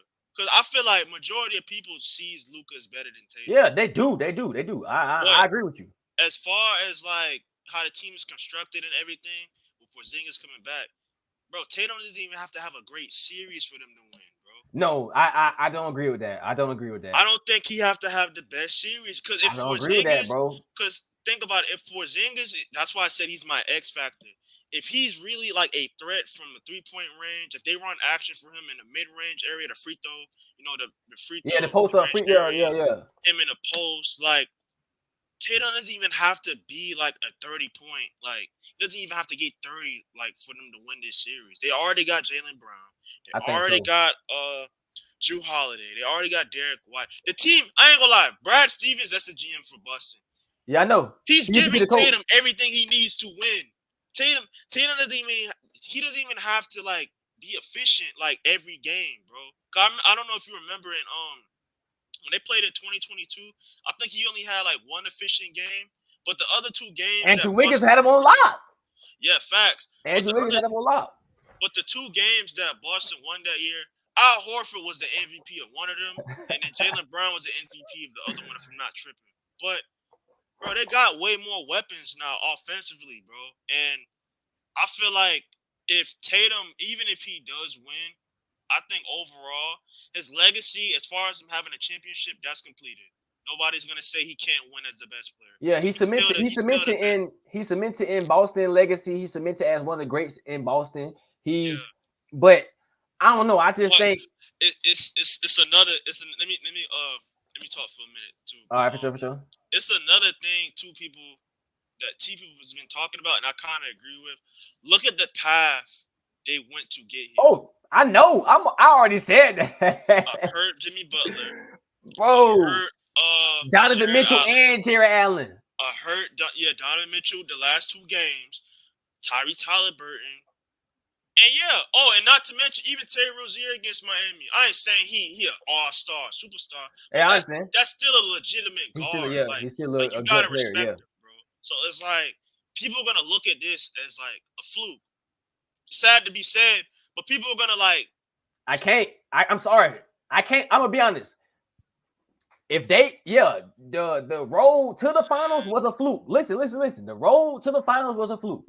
Yeah. I'm not. You feel me? I agree with you on that. But if they beat Dallas, bro, and he outplays Luka in the finals, this is what I'm saying.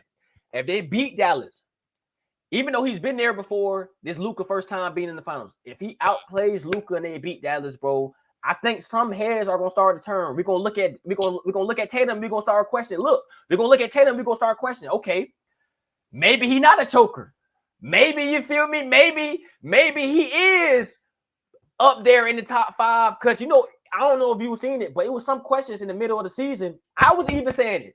It was still people saying, "Oh, Tatum not even better than Kevin Durant. He's not even better than LeBron James. He's not better than Curry." It's still people saying he's not better than Kawhi Leonard. He's not. He's better than KD though. No, I got him over Kawhi. I got him over KD. I got him over LeBron just off age, but I don't think he's better than Bron. Bro, Bron was in Boston. They winning the whole thing, bro. Facts. Nobody will question that. Bro, Bron in year 21, year 22, whatever year this is, he averaged 26 points. A healthy Kawhi. Tatum averaged 27, bro. We wouldn't be having this. We would probably be talking about some other shit if Kawhi or LeBron was on Boston, bro. But just because of Kawhi, bro, I'm gonna be honest, bro. Kawhi done for, bro. Not saying he done for, but it's like his leg, bro.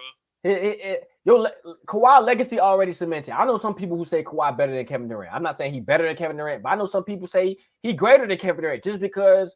Okay, I won one in San Antonio. Even though I wasn't the focal point in San Antonio, I was just a good young player who came in, did my job, did my role, and I won Finals MVP. I won one with San Antonio, and then I went to Toronto in the middle of the season, got traded, and became the man. Not gonna say he became the man, but he became the man and won it. So it's like I know some people who say Kawhi Leonard is from a legacy standpoint is better than Kevin Durant because Kevin Durant had to leave Golden State. I mean, not Golden State, OKC, and go to Golden State after losing 3-1. You feel me? After losing a 3-1 lead to them, and I had to go join them and win the finals. So I know some people who say Kawhi is better than Kevin Durant, but I don't agree with that. I will never agree with that. But it's just like I think Kawhi, his legacy is already cemented. I think him, Harden, all them, Paul George, I think they're done. Unless Paul George go to Philly and unless be 100% healthy, unless Tyrese Maxey come back on a different level, unless that happens, I think them type of players are done. I don't think no older player is winning the finals ever again. Jason Tatum is better than Kawhi, KD, and LeBron. At this moment, yeah, I would take him over Kawhi and KD. I don't know about Bron. If he play like shit in the finals, I'm gonna clip that shit. I'm gonna post it, bro. I mean, that is nonsense. Hey! I will talk to you about KD because KD, I ain't gonna lie, bro. Hold on, bring up the list. Bring up your list because I got my list. Hey. No, let's do that in a little bit. Let's finish about the finals and the Okay. We gotta get into Kyrie too, bro. Yeah. Okay, I was just I asking think that. I think we ain't been talking about Kyrie enough, honestly, bro. What you think it mean? What you think it mean for Kyrie if he win the finals, or what you think it mean for Jaylen Brown if he win the finals? Jaylen Brown, if he win the finals, that contract was worth it. That $300 million extension was worth it, bro. Facts. Also, I feel like I've been seeing what he's been saying in the interviews about him not getting his respect. Like he don't really care about it. Mm-hmm. Deep down, he probably do care about it. He do care about it. He probably Low do. key, but his mind is probably focused on the finals right now. So I get it. So I feel like I ain't gonna lie. I'm already believing Brown is gonna play better than Tatum this series. I'm not saying he's better than Tatum, but I think he's going to play better in crucial moments this series against Tatum. And it's already won the Eastern Conference Finals MVP. So say if you win the Finals MVP, Josh. Oh yeah. Okay, yeah. I was just gonna ask you that. If he wins Finals MVP, but this is what I'm saying though. Yeah. Let's say the same thing happens with Tatum and Brown, where Tatum had 30, 10, and 8, and Brown had 32, 8. He had 32, 6, and 6. Okay. If he wins Finals MVP off that, would you say, oh yeah, he's better than Tatum? Or would you just say, oh, okay, you feel me? They both had amazing series, but it's just Brown just played out of his mind. Brown just played exceptionally better. Like, you feel me? He just was on some. Now, if Tatum had 22 and Brown averaged 30, 32, that's different. You can say, okay, yeah, and clutch moments like this, Brown might be the number one guy. Exactly. Yeah. Give me Tatum Brown. is a better player, but in certain moments, I want Jaylen. Yeah, Brown. I want Jaylen Brown. I want Jaylen Brown. Yeah. But Brown make mistakes too in the clutch, though. But he do. I'm gonna be honest. I think Tatum is a better all around player because Tatum has he rebounds better. He's bigger, 6'9", 6'10". He's a better playmaker, bro. Brown, I'm not gonna say only thing Brown can do is score, but when Brown's, like I said when I text you there, I said when Brown is not scoring, what does he bring to the game? Like, what is he? I mean, he gonna play defense, yeah, but it's like. Other than that, Tatum grabbing boards. He averaging 10 boards or whatever. He gonna get some boards. Explain something. Tatum, when Brown is having an off shooting night, he's gonna get to the free throw line somehow. Tatum does not play that aggressive. That's what I'm saying. That's why I'm going back to why I have a problem with Tatum, because Tatum put on 20 pounds of muscle just to still shoot. Just to shoot mid-range. Just to shoot step back. Too many sidestep threes, bro. Too many. And he's not Luka. Dude, think he Kobe. He think he Kobe, bro. Rate, bro. He's not, bro. He's not. I respect Tatum. He's a top 10 player. But, like, I can't put him in my top 5, bro. Like, no, he's not in my top 5. He's not in my top 5. He's not in my top 5. I get ESPN, everybody, just because he's American, they trying to push the narrative of him. I think it was in March, they were trying to say he might be the best player in the world. I said, cut it out, bro. Nah. Cut it out, bro. Potentially, the potential he has, bro, he can, bro. Set. The potential, not even just his skill set, bro, his size, bro. He's 6'10", bro. Long, no homo, long as shit, bro. Like the skill set that he has, bro, the with his body, bro, just the potential that Jason Tatum has. I can see why people say he can become, the number one player in the league, the best player in the league. But I just think it's his mentality. I don't know if he like Brown been like the thing with Brown been on, I'm gonna say demon timing. Brown been on demon timing because he didn't make first team All NBA, he didn't make second team All NBA, he didn't make third team All NBA. And like you said, he want his respect. People been saying, oh, that $300 million contract wasn't worth it. I'm one of the people who said that $300 million contract wasn't worth it. So Brown is getting to the point where he like, shit, if Tatum don't want this bitch, I've been trying to rely on Tatum too much. I've been trying to, you feel me, give it to Tatum too much. I'm finna just take over. And if Brown do that, we might just, like he said, we might just have to give him his respect. Like, I'm not gonna say I don't give him his respect because I think he might be the third best. I got a question. Do you think Brown thinks Tatum is better than him? Nah, I don't think so. I'm gonna explain something to you. This is another thing too. Like I want to dive into because timing is everything. Dallas is coming in sync at the right time. Boston is they're just talented, bro. They're just talented. They're just talented. They're not fully in sync like Dallas, but Boston is technically the better team. Yeah. But Kyrie knows his role. You get what I'm saying? Kyrie is fine with playing like the second, like, the Robin. I'm good with playing the Robin, but sometimes I need to be Batman. I'm gonna be Batman, but I will play. I will play second to Luka. Jaylen Brown is like, do you think he believed that? Because like he a dog, bro. Like he is a Tatum dog, not bro. gonna do it. He gonna do it, but that could get in the way of things sometimes. You get what I'm saying? It's just a question, bro. Like it's a question, bro. I'm gonna say this. I don't think Brown thinks, oh, I'm the second man to Tatum. I don't think he ever thought that, in my opinion. I think it's just the media who pushes that narrative because, like I said, we believe Tatum should be better than him. We believe that Tatum is better than him. But I'm not gonna say it's gonna hurt them. I don't think it will hurt them because I think they can coexist. They've been doing it for the longest. I think it's just, I don't know. I just think it's Brown just more of a dog than Tatum. That's why I just think it is. I think Brown is more of a dog than Tatum. Tatum will be probably the top 5 player in the league at minimum. If you put if you put Brown mindset or even Anthony Edwards mindset into Tatum's skill set, bro, Tatum is a completely different player. Different player, bro. Like all that muscle, all that frame he got, he will use it, bro. He don't utilize, like, that's why I was saying, like, I was saying, I'm like, bro, you came into the league dunking on LeBron, bro. You came into the league as a rookie, you feel me, doing all this. I understand, you want to get you want to make your game better. Excuse me. I understand you want to expand on your game, but bro, you can't take away key points from your game. That's okay. I'm good at getting to the hole. I might not be the most athletic, but I'm long. I know how to use my body. You feel me? Why are you trying to go away from that? Even though I've gotten better at my game. Like Curry. Curry's the greatest shooter of all time.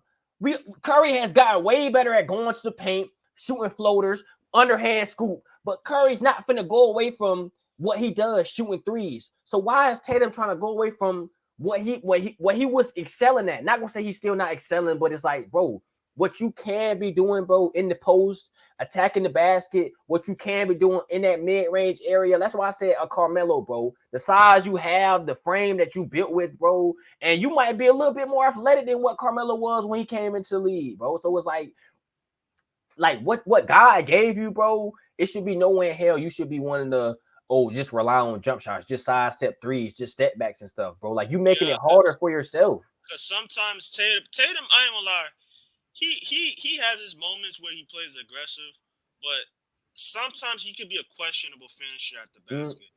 And I think even he kind of is comfortable with just shooting threes in the mid range, which is why it bothers me because it's like, bro, like you're bigger than 70% of people on the court. Like, use your size, bro. Come on, bro. Like even though PJ Washington is gonna be guarding, I think he should be guarding him. Bro, he should dominate. I'm gonna be honest. He should dominate PJ Washington, bro. He should dominate him. But that's why I say he's the X factor because Tatum slow himself down sometimes. Like, we seen Andrew Wiggins put the clamps on Tatum, bro. Like, I ain't gonna cap. Start saying Andrew Wiggins was a great defender until that. Until that. You know what I'm saying?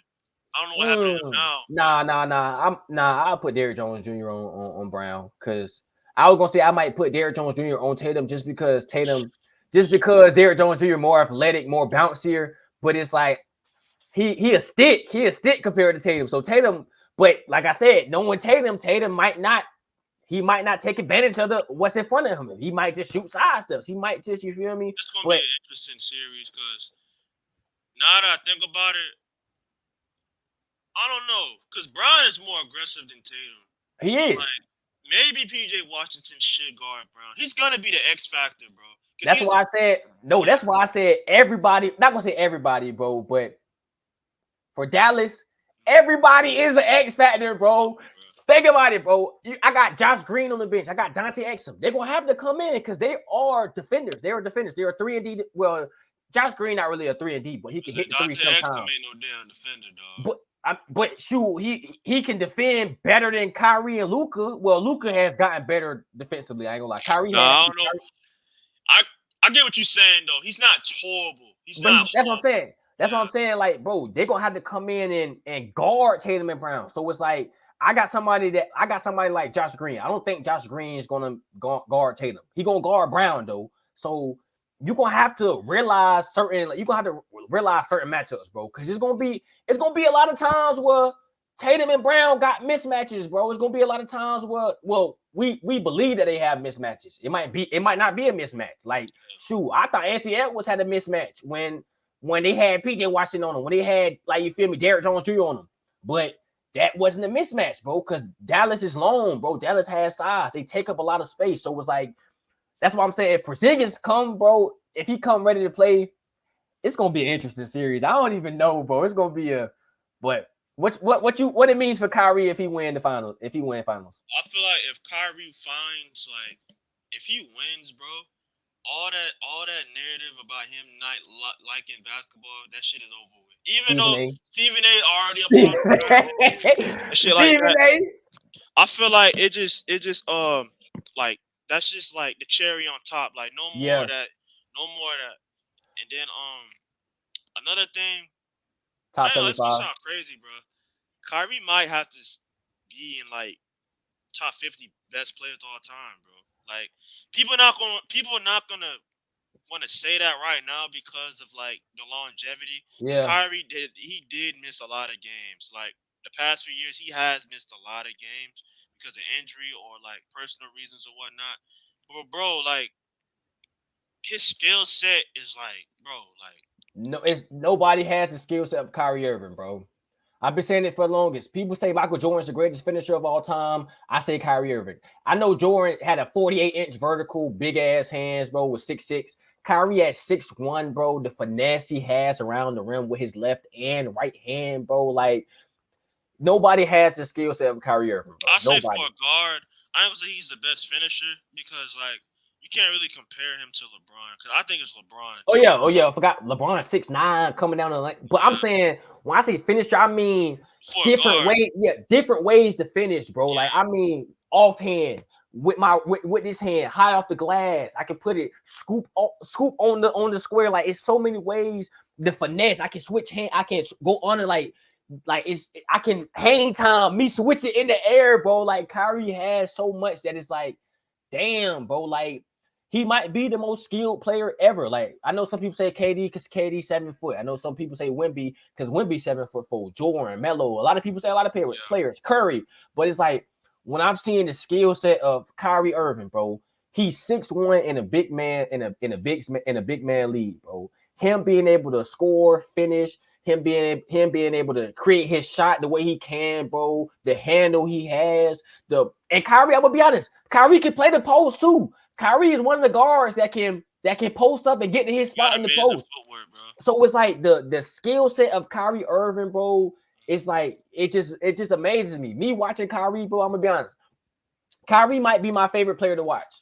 I like watching Curry. I love watching LeBron. I love watching, you feel me, Curry. Like, it's a lot of players you love watching, but it's like when you watch Kyrie, bro, it's like when I watch Kyrie and when Kyrie is in that mode, bro, he's in that mindset of like, shit, I'm finna just do me. It's like, it's nothing like Kyrie, bro, in my eyes. It's nothing like Kyrie, bro. And then what I'm finna say, like you said, the narrative of Kyrie, that all that is gone, bro. Him, and it's gonna show that him not being in the top 75 is only just because of the off the court issues, bro. All that, him not being top 75, like, in my honest opinion, I think he deserves to be in the top 75 over Dame. I'm taking Kyrie over Dame any day. I agree with you. Any day. Like, I know Dame is Dame. He's Dame Dollar, but it's like, Kyrie, bro, I want a chip, bro, and he's greater than Dame. He's great. I'm gonna be honest, greater than Dame, better than Dame. I'm taking him over Dame any day, bro. Any day. Better. He's better than Dame, bro. As a number one, I don't know about that, but as a number two, he's better than Dame for sure. Bro, I would rather have Kyrie because neither one of them, I feel like, could lead me to a championship as a number one. But I feel like as a number two, give me Kyrie all day, any day of the week, bro. You get what I'm saying? Kyrie more versatile. I can do more stuff with Kyrie. I mean, Dame can play off the ball too. Stars, bro. Yeah, Dame can play off the ball too, but I think like it showed us in Milwaukee this past season, Dame needs the ball in his hand. I'm not gonna say in order to be effective, but it's like, it's not the same high. Like, Like you need with Dame, you need a he need the ball in his hands. He need to get his flow first. He need to get that feeling of it. Yeah, he With got to be in Kyrie, rhythm. yeah, Kyrie don't Kyrie have to touch the ball for the at first all. half. Bro, And then literally the fourth quarter out of nowhere. It's like, how do you guard that, bro? how do you guard it, bro? Yeah. How do you, bro? You know, before Minnesota, he was averaging 4 points in the first half, bro. Game 4 one, points he in the had first 20 half. in the first quarter. Game one, he had 20, bro. Like, I'm gonna be honest. Kyrie win this finals, he a top 5 point guard ever, bro. Ever, bro. Ever, All that, Josh. All right, bro. bro. I don't know about all that, man. Bro, Magic, Curry, Isaiah Thomas, name 2 other guards. Chris Paul. He's better than Chris Paul. He has a ring, Chris Paul doesn't. And if he wins it again, oh my God. And CP, you know Chris Paul, my favorite point guard. Chris Paul, CP3, that's my dog, bro. But Kyrie, Chris Paul was a problem, bro. He was, bro. But he not Kyrie, bro. And it's not no recency bias. Like I said, I ain't trying to hate on Kyrie, but like I feel like him playing with the players. Chris Paul had amazing players too. Bro, I don't know, bro. You can't say Steve Nash. I don't even think Steve Nash ever won a ring, bro. It's not really. But the thing is, we seen Chris Paul like lead teams on his own. Like I feel like we can't just use like rings like to solidify like a player like better than another player.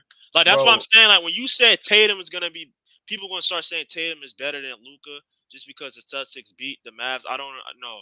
No, I was saying if Tatum outplayed Luka, bro. If Tatum just has a phenomenal series where Tatum is like, okay, I'm gonna show y'all. Y'all been hating on me. Y'all been saying I can't take over. Y'all been saying I can't do this and that. If Tatum does that, bro, and Luka, not even gonna say Luka has a trash series, but Luka has a good or mid season. If Tatum just outplays him like that, bro, we gonna be looking like, damn, is Tatum better than Luka? Is Tatum taking that next jump? Is he taking that leap where it's like, okay, he might be a top 3 player in the league, bro? Let's do this right now, bro. Rebounding, I'm taking Luka over Tatum, bro. Bro, we're not talking about games, bro. Like this is what I'm saying, bro. Rebounding, Luka. 3-point shooting, Luka. Mid-range, Luka. I don't know. Tatum is not. He's not a better mid-range shooter than Luka Doncic. No, I was talking about 3-point. I ain't gonna say I don't know. Luka. I don't know. It's Luka. I don't know. I don't even have to look at the stats. Like, bro, just they shoot similar shots. To be honest, bro, Tatum like shooting that step back 3-2 on the left with the right on the left side of the basket. And Luka shot 34.7% from 3. Let's see what Tatum. 37.5. They shot the same percentage from 3. Same. I can't even just use the stats because context matters. The degree of difficulty that Luka is shooting and that he's making, bro, like the threes that he's shooting and making, like just the context of like how the team operates. Because Tatum plays more off the ball than Luka already. So all right, so I got a question. So is Dame a better 3-point shooter than Klay Thompson? No. Prime Klay? No. But that's what I'm saying. The difficulty of the shots that Dame shoot, more off the dribble, step backs, everything, was way harder than Klay Thompson. So it's like I don't think that this. I'm gonna be honest. I think Luka is more inefficient than Tatum from 3. Tatum has his moments where he just shooting crazy ass shots. But he has to be though, because he's more responsible. He got more responsibility than Tatum. You get what I'm saying? I do. But Tatum, think about it, bro. Luka has to be the point guard and shooting guard of his team, damn near. All Tatum have to do is like he has to play make, but he doesn't like have as many responsibilities as Luka, because Tatum is blessed to have like amazing starting 5, bro. Yeah, he does. He is. So I'm gonna be honest though. That's another thing about Boston, bro. Because I used to say that shit. I ain't even curse. I've been cursing this whole time, but I used to say that. People cuss on podcasts all the time. I used to say that about Marcus Smart when Marcus Smart was there. I used to be like, if Tatum and Brown had a point guard, more of a point guard on their team, because Marcus Smart would try to. It'd be moments where Marcus Smart used to think he was the man, and he used to try to do stuff because basically he was the dog. Marcus Smart was their dog, so it's like he used to think. I don't know if he used to. I'm not gonna say he used to think, but in the game, he used to like, oh shoot, since I'm the dog, since I'm the voice of the locker room, I'm gonna take the shots. I'm gonna do what I gotta do. But I used to be like, if Tatum and Brown got a better point guard who can run the offense better, it would be easier for them to score. It would be, they would be better. I mean, it happened with Drew Holiday, but I still do think sometimes that it's like the offense runs too much of like Tatum and Brown drive and kick. It needs to be more of a motion. It needs to be more of like some type of actions. It's too much of okay, we're gonna do Tatum and Brown drive and kick. Like it's too much of Tatum and Brown trying to create for others instead of others trying to create for Tatum and Brown. If you get what I'm saying. Yeah, but still, like Luka, I ain't gonna lie, like him having Kyrie Irving helps, but I still think sometimes Luka does have like too much on his plate sometimes. But Kyrie Irving does help, and like it's almost like what LeBron and Kyrie was doing. Like, you know what I'm saying? Like Yeah, that team won because of them. They like to be them just being great. yeah, them just being them too, bro. Yeah, but like if you look at Dallas, they don't have like, bro, Luka's gonna shoot more shots than Tatum because like he has to, like Yeah. that's just how the team is built. And also like I feel like you can't even look at percentages like when it comes down to the two as far as 3-point shooting because of the context. Like the degree of difficulty like in the shots they both shoot. I feel like Luka makes them a lot more than Tatum, bro. Especially in key moments, is like, is Tatum really a better shooter than Luka? Like from the 3-point line, it's like honestly, give me Luka, bro. Because I've seen Luka get hot from Hold on, three. hold on. Yeah. What trash? All right, hold on. I'm making video. I'm doing something right quick, man. Hold on. But yeah, like what I was gonna say, I've seen Luka get hot from three far more often than Tatum. But that's just me. Like, and I could No, argue that's and true. say That's true. I can even say that's because Tatum don't have to because of the teammates. But still, bro, like from the eye test, bro, like I feel like both of them shoot a lot of step backs. Like we could both see that they both shoot a lot of step back 3-pointers. Luka's a far more better 3-point shooter than Tatum. Now, as far as catch and I'm not gonna shoot, say far more better. as I'm not. far I as can't catch and say. shoot, I'm gonna give it to Tatum just because I've seen him shoot more catch and shoot jumpers than Luka. But that's also because of the kind of team Tatum is on. You get what I'm saying? Yeah, I get what you're saying. I get what you're saying, Yeah. but I don't. I can't say far better 3-point shooter. They. I don't even know if I would. Like I said, I don't even know if I would say Luka is a better 3-point shooter. He is a. He is a. They're around the same. They're around the same. They're around the same. I can say that they're around the same because I do think Tatum. I'm not Tatum. I do think Luka shoots more shots than Tatum. I think Luka like so that probably does lower his percentage, but I don't think he's just far more he's just a far better 3-point shooter than Tatum. I Three think ball, give me Luka Doncic, bro. I say it's even. I say that's even. Rebounding, I'm gonna be honest. Rebounding, even. Playmaking, Luka. 3-point shooting, Luka. I say even. Mid range is Luka Mid range is Luka. because Luka got a No, better no. Luka. I say Luka, tougher shots. Tougher shots. Like if we talking about shot creating, that's Luka. Because if you look at the mid range, Luka doesn't. I'm not gonna say he doesn't really shoot mid ranges, but it's like his mid ranges are all like it's like okay, I'm trying to get to the paint. You stop me, I'm a spin off step back. That's his mid range. and he make Or them. he make them. That's what I'm saying. He makes them, but it's And I then, don't. But Tatum, you might. Hey. bro, you got, bro. I get a lot of people like Tatum, but the truth is the truth, bro.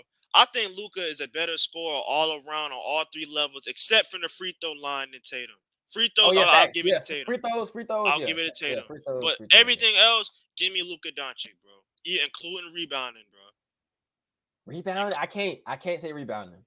Because I can't look at the stats for rebounding either. Because from the eye test, bro, I feel like Luka is better at boxing out than Tatum, bro.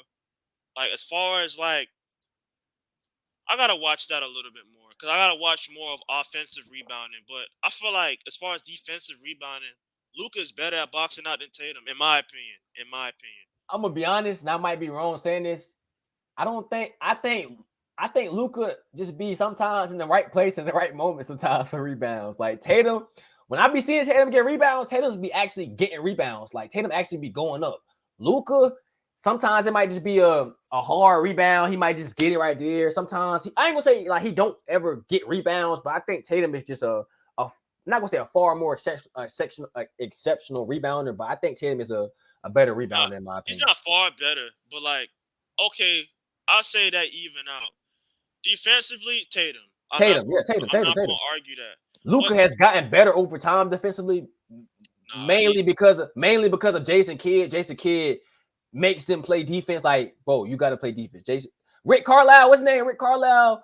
He kind of got the same thing in Indiana as he had in Dallas. Like, it was more like an offensive heavy team. They don't really play defense like that. But that's because at that time, Luka had way more responsibility than he did now. Oh yeah, so, for sure, way more. Asking him to do that, control the offense with the white power, just starting center and play defense. It's like, bro, come on, bro. Like that's not a. Hey, them boys had the white power, bro. Like, come on, bro. Like in game 4, when the white power, the little minutes he got, just cut it out, bro. You know who I forgot about? Cleveland gonna be an X factor too. Yes, he is gonna be an X factor. He's gonna be an X factor too, cause if Porzingis out there, them boys might play small. I don't know if they're gonna, but it's gonna be sometimes where Cleveland he gonna space the floor out too as well, and that's gonna be easy buckets for Luka and Kyrie. Because if we want to be honest, Boston don't really have rim protection like that. They're not really a rim protecting team. If you want to be honest, I don't think they're a good rim protecting team.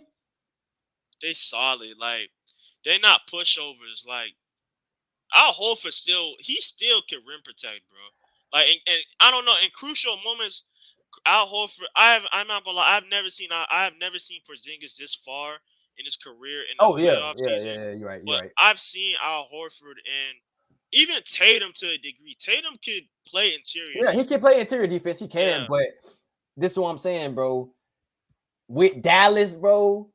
Who is Tatum going to be guarding in order for him to play interior defense? Because if you step up, you leave PJ Washington open. That's if PJ Washington hitting shots. That's true. You step up, you guard Derrick Jones Jr. That's a lob right there, or that's a corner 3 for you right there too. That's if he hitting shots. You just gotta hope. You gotta hope. Like say if PJ Washington and Derrick Jones Jr. say if they're missing shots, if Tatum help offer them, like. I'm not saying it's gonna work. Is Kyrie and Luka gonna find them open? They're gonna find them open. Like, say like somebody like who else go to the basket? Like a Dante Exum or somebody. Like I feel like Tatum could get a stop eventually. Oh yeah, for sure. Yeah.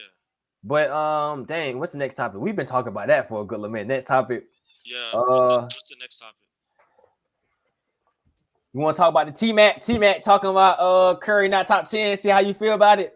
Yeah, we could talk about that right now. All right, for sure. Yeah. Can share the screen? Yeah, let me see. I haven't seen what he said. You never seen this? I haven't seen it yet. Oh, John, I thought you seen this. Nah, so this is new to me. Let me see. Curry is the top 5 NBA player of all time.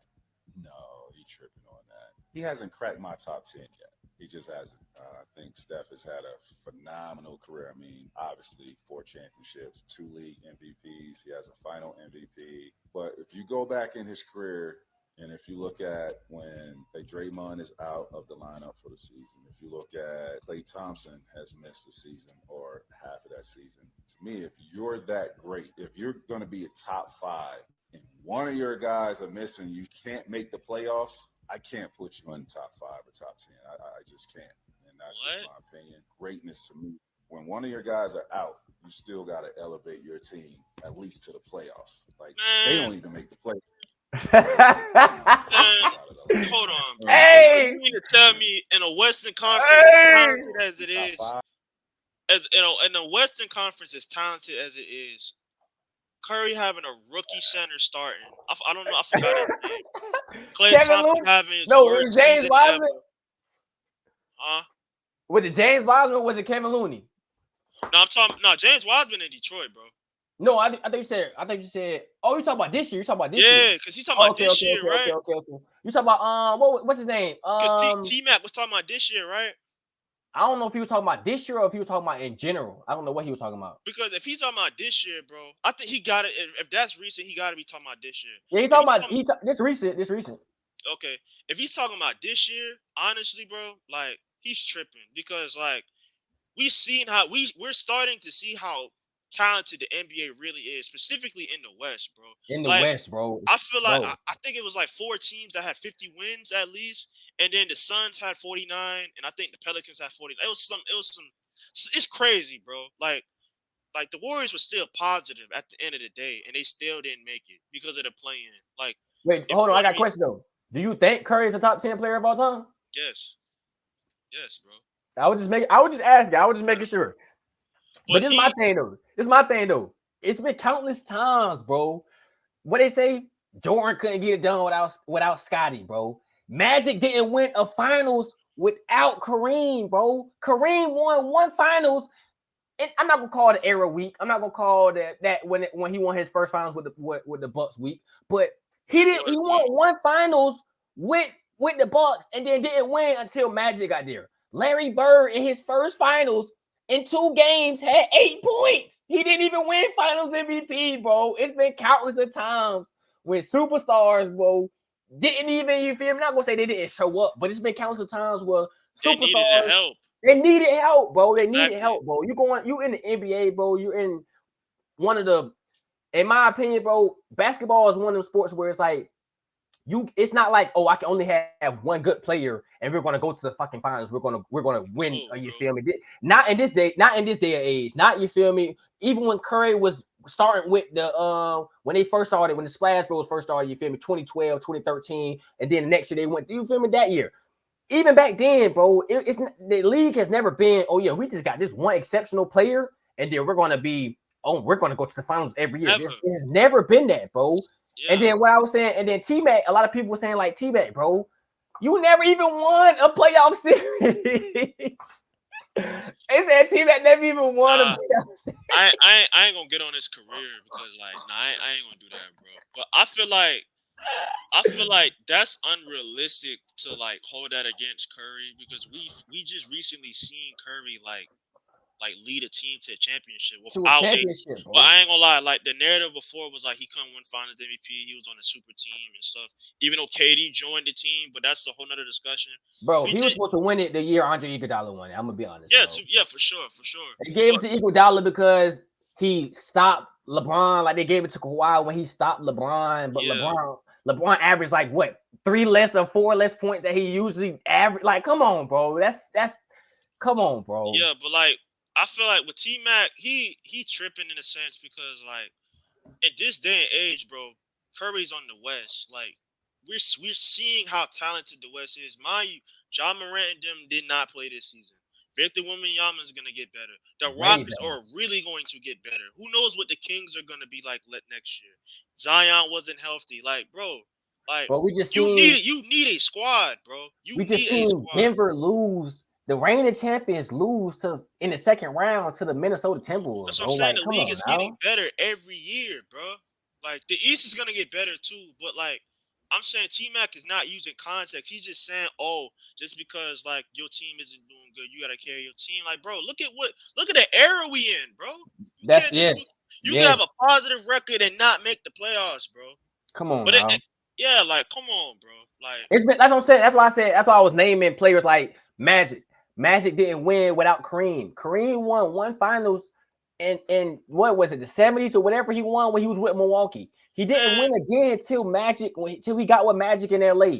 Jordan didn't win till he got with Scotty, bro. It's always been occasions in NBA history with greats, bro. Like it's always been occasions. So you can't just say, oh yeah, just because I don't put you as a top 10 player just because you can't win. Like, bro, what does that mean, bro? Like, yeah, I'm great. I'm Steph Curry. I'm the best player on this team, but I still have a great system around me. I still have great players around me that help me win, bro. Like, you can't just say, Klay Thompson wasn't good. Klay Thompson was good. You can't say Draymond wasn't good.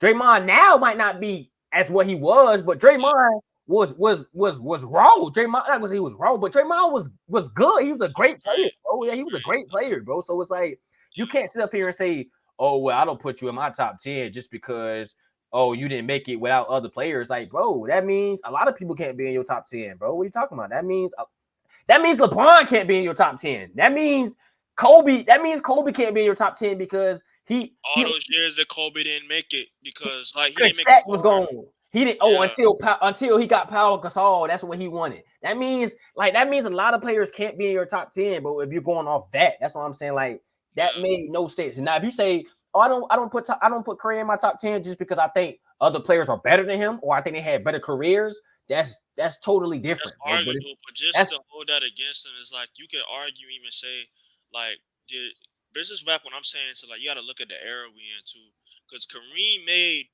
it to the playoffs in an era where like, bro, like his teams had a negative record and still made it, bro. But they played 3 games. I think they played like 3 games in the playoffs just to like I forgot what it was. Yeah, exactly, bro. And I'm like, okay, like I could use that as an example. Yeah, you like, can. If he played in today's game and he had that same team, you think he gonna make it? Like, no, bro. Like, come on, bro. Especially in the West, because I'm putting it like in perspective. Like, bro, it's a different game, bro. It's a different era. Different. Like, it's way different. Like you said, it was never a point in time in NBA history where it's just one player and a whole bunch of like nobodies, basically. Like Bill Russell, bro. Bill Russell has 11 rings. If you look at this man teams, this nigga was stacked. Like they John Havlicek, like they were stacked, bro. They were stacked. That's what I'm saying. Like with Bill Russell, you could possibly call him the greatest winner of all time because in NBA he has the most championships in NBA history. He has 11.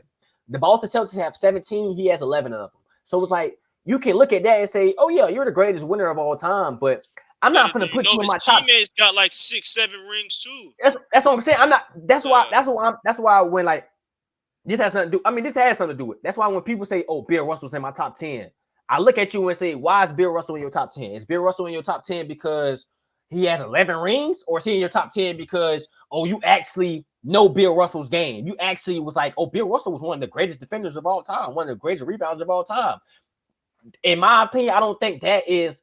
That's enough of like to put him over the hump to put him in my top 10. He's not in my top 10, bro. He's not in my top 10, bro. Like I said, we might look at it. I respect him because he won 11 rings. You won 11, like bro. You won 11, and you were a reason in one of those 11. You're not like a Robert Horry. You got 7, and you feel me. You got 11. You were actually a part of you feel me, a focal point. I respect you, but I'm not putting you in my top 10, bro. I'm not like your skill set, bro. It's plenty of bigs who are better than you, bro. Plenty of bigs who are better than you. But I give Bill Russell credit because he did like transcend the game as far as the fast break, like because he was one of those bigs at the time that would get the board and push the pace. Yeah, push the pace. Like Bill Russell, he ran the flow. He was 6'9", bro. He was 6'10". I thought he was 6'10". He was 6. Yeah, he was small. Yeah, he was 6'9", but like he was just like he was able to like transcend the game, like to like kind of where it is today as far as fast pace. Yeah, fast pace. Yeah. In the 60s, they played like fast, like how we do today. Oh, they're just not in skill. I seen it. Yeah, that's why the points used to be so higher. Mm-hmm. So you got to think about it like this too, though. They didn't have a 3-point line either, cuz like so that kind of it do make you think. Like I was watching Kareem. Kareem used to be doing sky hooks from the 3-point line, bro, from the 3-point line. So it was like, who knows what them players could have been doing in today's game, bro? Who knows? Yeah, it's true. But Curry is. I'm not gonna say he's unanimous. Yeah. He's in the top 10, bro. He's the top 10, bro.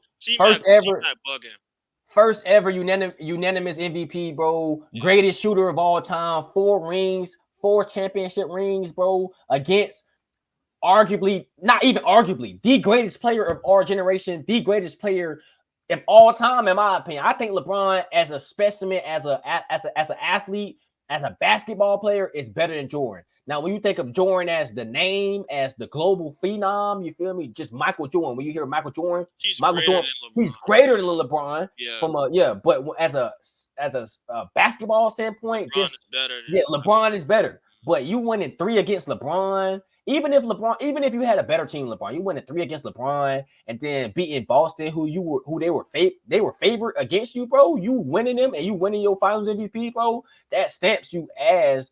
I'm gonna be honest. And Hakeem is my favorite big man of all time.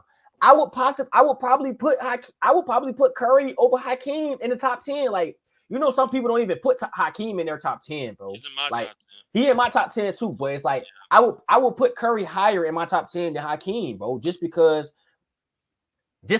even though Hakeem went against Jordan, shit, you couldn't even get it. You couldn't even beat John Stockton and when you feel me, and you couldn't even beat certain teams. Even though you were that great, you couldn't even beat certain teams. Curry was beating OKC. He was, you feel me? He was hard in the Rockies with CP3 in them. You feel me? Even though it's like I said, he probably had better teams, you could say, but it's still, he was still the focal point. He was still the face of Golden State. You could argue and say Curry is a top 5 scorer of all time. Hey, you gotta say this for another day. Because people, another day. I be telling people Curry in my top 5 as far as scoring, bro. Because scoring? Like, you can't just look at him as a shooter. Like, bro can score, period, bro. He can. Yeah. But it's like you gotta think about it like this.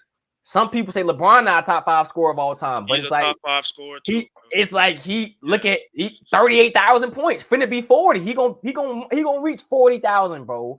He basically already reached 40,000 combined with his playoff stats and his regular season stats. Because longevity matters, in my opinion. That just matters, bro. I feel like the as long as Curry's been doing what he's been doing, and like what really like was an eye opener to me with Curry, it was in 2021 when they didn't even make it the kind of season he was having, bro. Because I don't know, he was scoring champ that season. His second best player was Draymond, and I think they had James Wiseman. But like that team was not constructed to win, but Curry was still like finding a way to like get his own, bro. I think that's the season he averaged the most in his career. Yeah. I think he was a scoring champ that season. Yeah, for sure, bro. He got to be my top 10, bro. Like he has to. And even in the playing that year, he played good against the Lakers and the Grizzlies. It's just they just had a better team. Yeah, bro. Like, and then some people say, he's not the best point guard of all time because the point guard is supposed to play make. He doesn't play make for his team.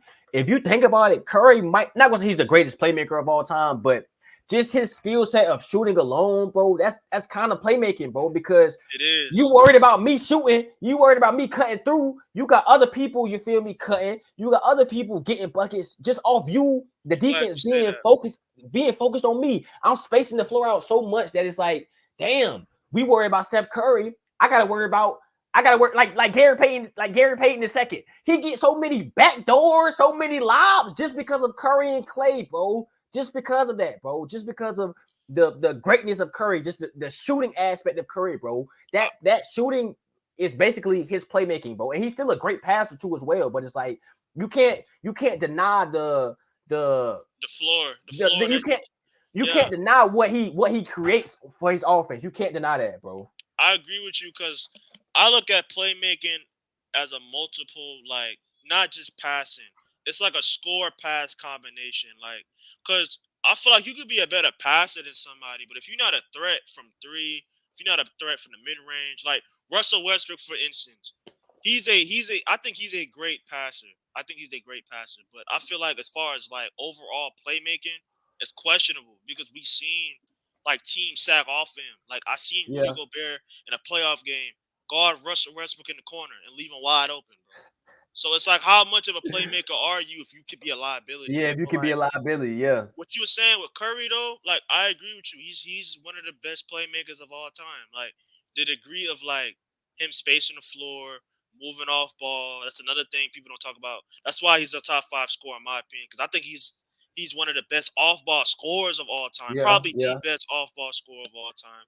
You get what I'm saying? Him running behind screens, like. And he makes great decisions with the ball. That's what I'm saying. He's not turnover heavy. He's not turnover heavy. He's not going to turn over the ball a lot. He's a very good decision maker. So it was like people just look at point guards in the old context of point guards, bro. But they were still scoring. They were still score first point guards too. I'm not saying Curry is a score first point guard. He is a score first point guard, but I don't. I think people just limit their minds to, oh, you're a point guard. You're a Magic. You're a Chris Paul. Oh, you're Curry. You're a combo guard. That's why they try to do stuff like that. They try to say, oh, you're a combo guard. They don't try to say, oh, you're a point guard. You're a combo guard. Like, I don't think that's no, you're a point guard. You're not a combo guard. Like James Harden. He's a shooting guard. His game transferred to a point guard because later on in his career, I can't score the same as I used to. So I had to change my game. I had to become a point guard. That's why Allen Iverson really couldn't stay in the league, because as I got older, as my game became, not gonna say worse, but as I became less effective, I couldn't run the offense. I couldn't become a point guard. I can only still score, bro. So it was like with Curry, I don't look at him as a combo guard. I look at him as a point guard because, shoot, I'm still playmaking in multiple ways. Just because I'm not averaging 10, 12 assists, I'm still averaging 6, 7 assists. So I'm still playmaking in some manner. I'm just scoring too as well. So it's like, I don't know. You can argue and say, I ain't trying to stay off topic because I know we're talking about Curry, but you can even say like LeBron is the greatest playmaker of all time. But I'm not going to say he's the greatest passer of all time. Nah, yeah, I get what you're saying. Yeah. I don't know who is the greatest passer of all time. If we talk about flashiness, if it's Magic, yeah, he might be the greatest passer of all time. I think period is Magic. I don't know though, bro, because John Stockton he got the most assists of all time. So it's like that make you think, but it's like they said he was stat pad. They said John Stockton. I gotta do my research, but the thing is with John Stockton is like, do you think he would be on that list without Karl Malone? Because think about it, Karl Malone got the third most points of all time. Yeah, third most points, yeah. So like they just had an amazing dynamic. They just had they revolutionized pick and roll, if you want to say that. They made the pick and roll, or not even pick and roll, because Karl Malone had a mid-range game too. He could shoot the midi too as well. So it's like they revolutionized that. So it was like the two-man game. But and also Magic got height over Stockton. That's another thing.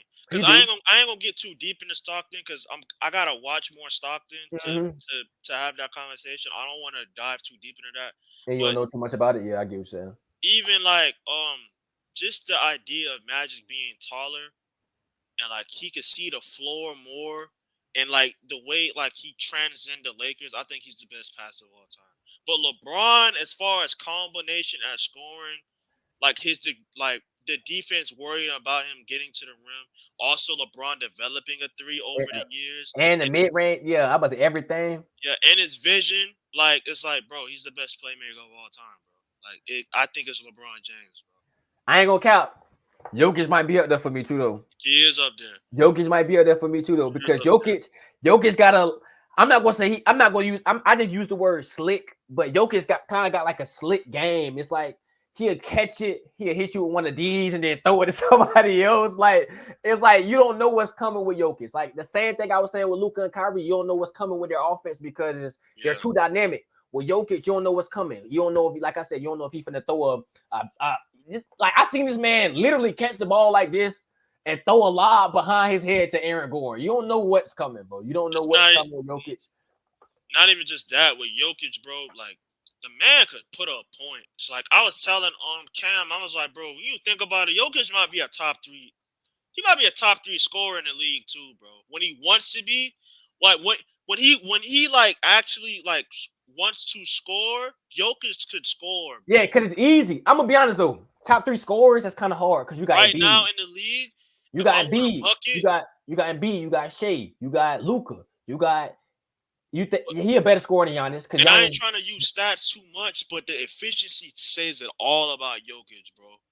Yeah, like, I know. I ain't gonna cap. A lot of people were saying that because a lot of people was mad that Jokic won MVP, and they were saying if you look at his like what's it? If you look at the advanced stats, he leads everything in advanced stats. He's number one in literally everything in advanced stats. So it's like it's kind of hard, but it's like when you looking at the game, when you looking at, you feel me, his game might not be as appealing to you as it is to, you know, as other players is, you know, as other players are like Shea or Luka or Embiid. But what he does for his team, what he does for, you know, just in general, bro, is he deserved MVP. but he didn't deserve MVP. I think Shea deserved it. I think Shea deserved it. Just him leading the second youngest team in NBA history to the number 1 seed. Just him averaging 35 and 5. Like I was saying, Luka deserved it, but Shea was just more consistent the whole year. Him and his team was just more consistent the whole year. So I believe Shea deserved it, in my opinion. Honestly, it didn't matter after 3, but I was biased towards Shea and Luka. But I gotta respect Jokic, bro.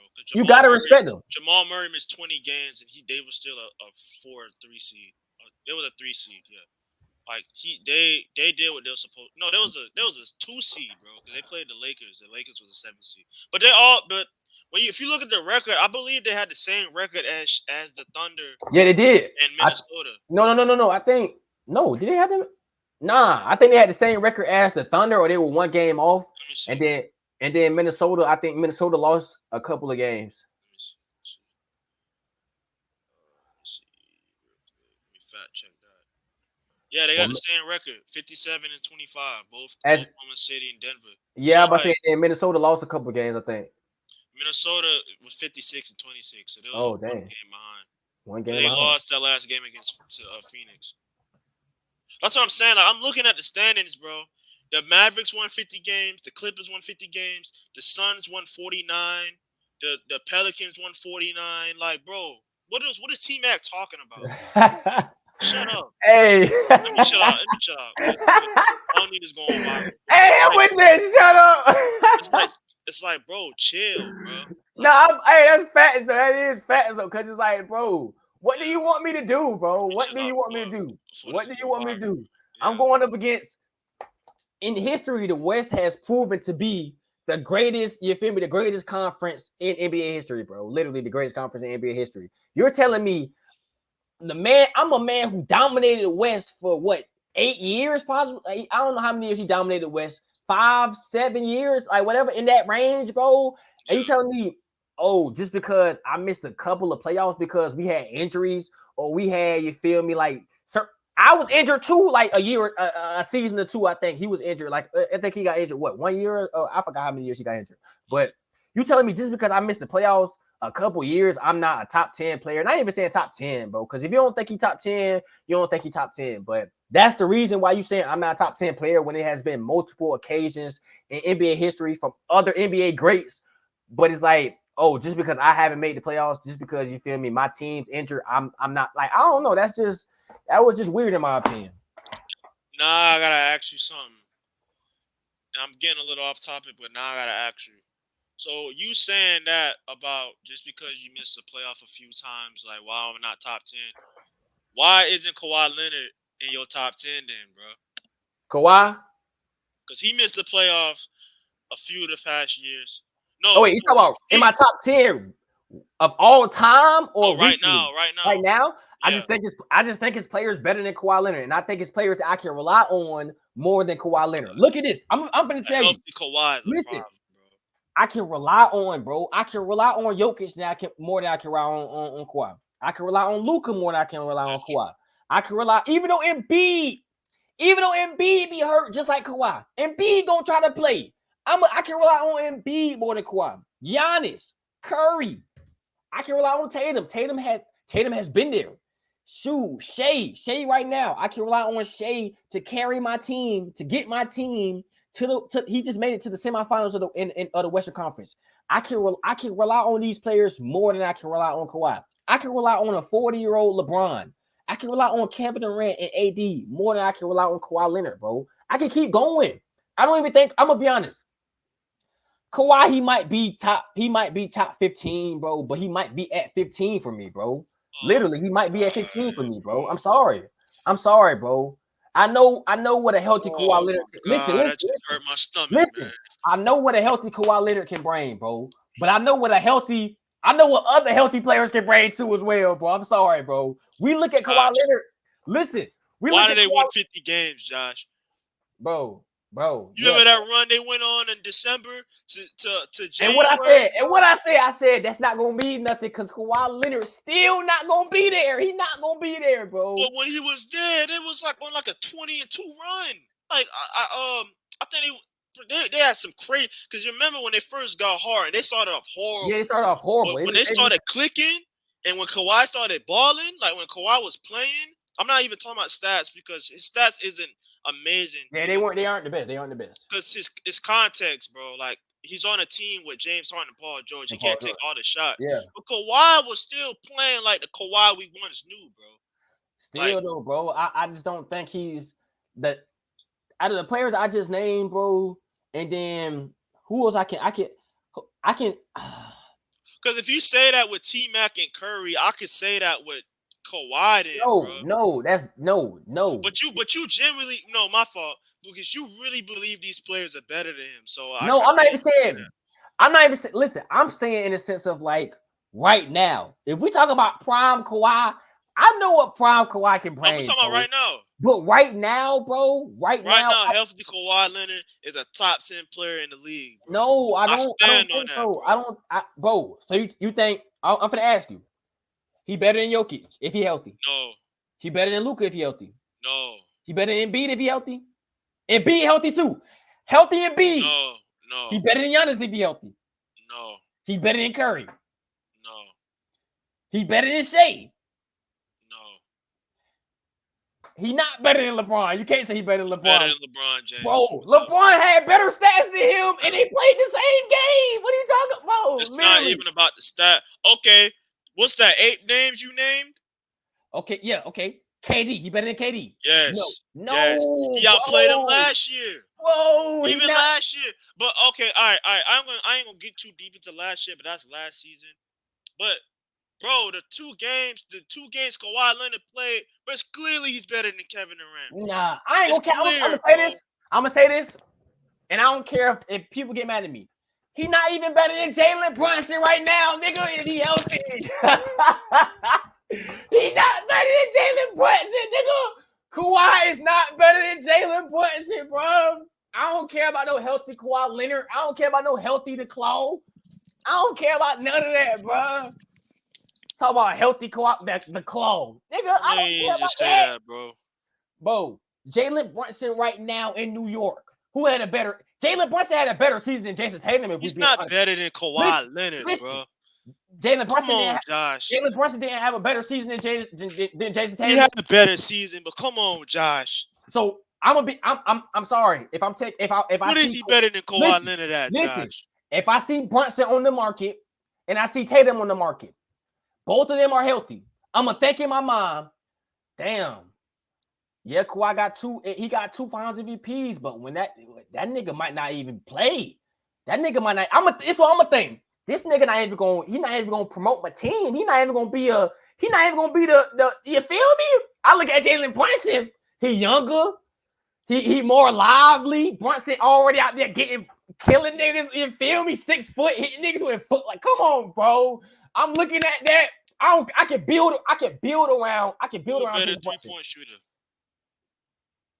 It's Kawhi. Mid-range, Kawhi. Free throw, Kawhi. Defense, Kawhi. Rebounding, Kawhi. Bro, leading, Brunson. I say leading is Brunson. Bro, I'm closing, Kawhi. Brunson. It's Kawhi Leonard, bro. Brunson. I'm talking about nigga right now. I'm not talking about prime Kawhi. Brunson right now is a better closer, bro. Kawhi healthy right now is better than Jalen Brunson. Kawhi healthy right now is in the top 10, bro. He's not in my top 10. I can't. He's not in my top 10. You can't tell me what a healthy Brunson right now is better than that Kawhi right now. I don't gotta tell you. Brunson gonna tell you.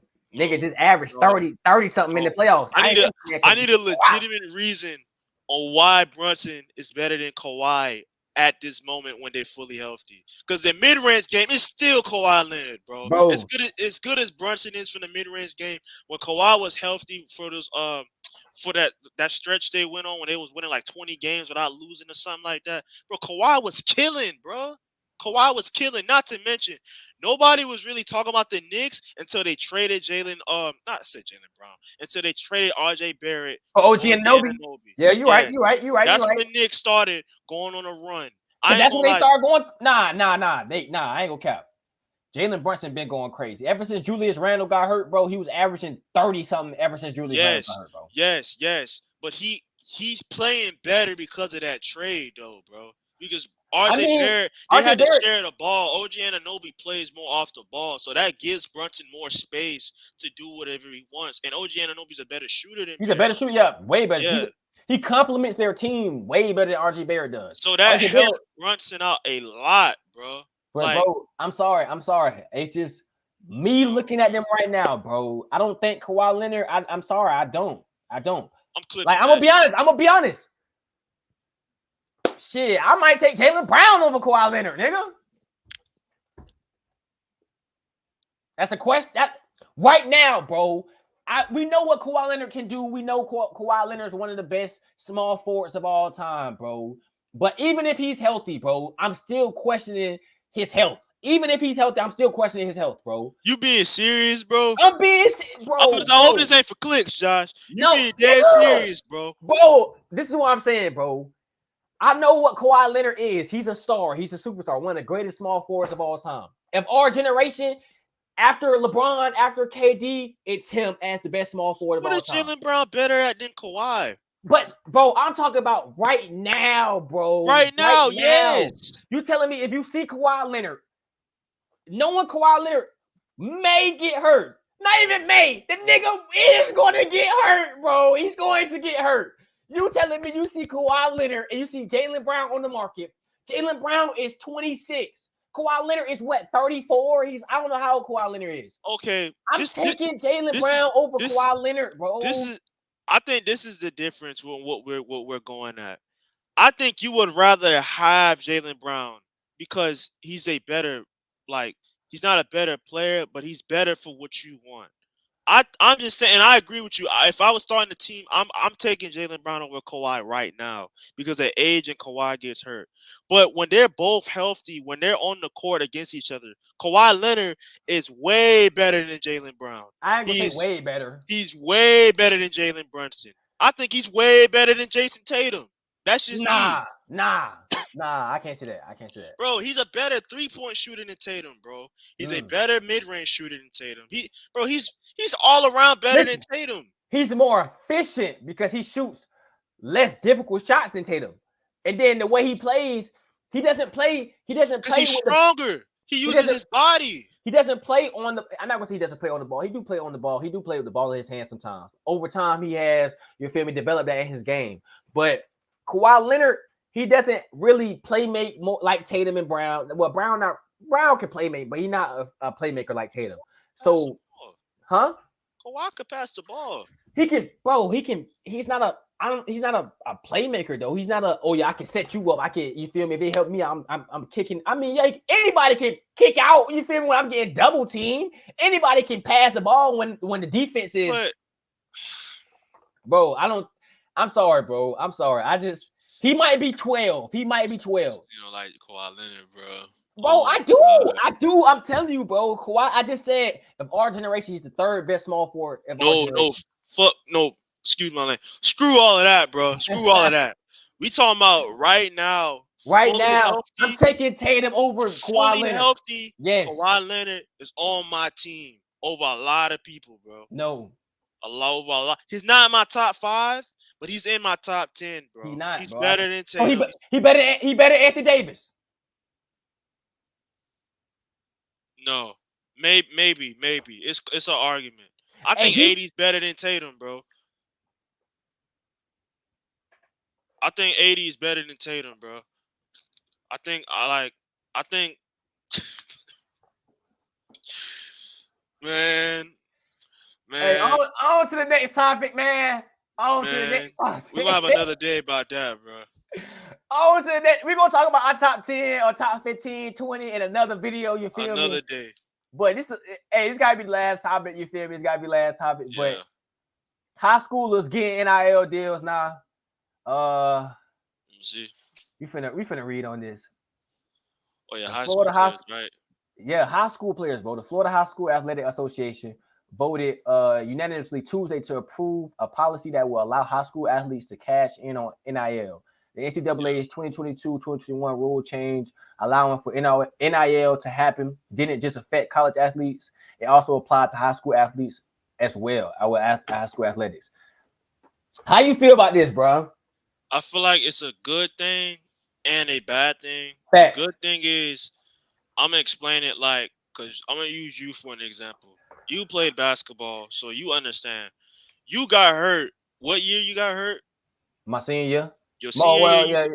My 11th grade, in 11th grade, like 11th grade, in the 11th grade year, but I didn't get surgery until my senior year. So yeah, Yeah. So you yeah. had a serious injury. Yeah, I told my miss. Okay.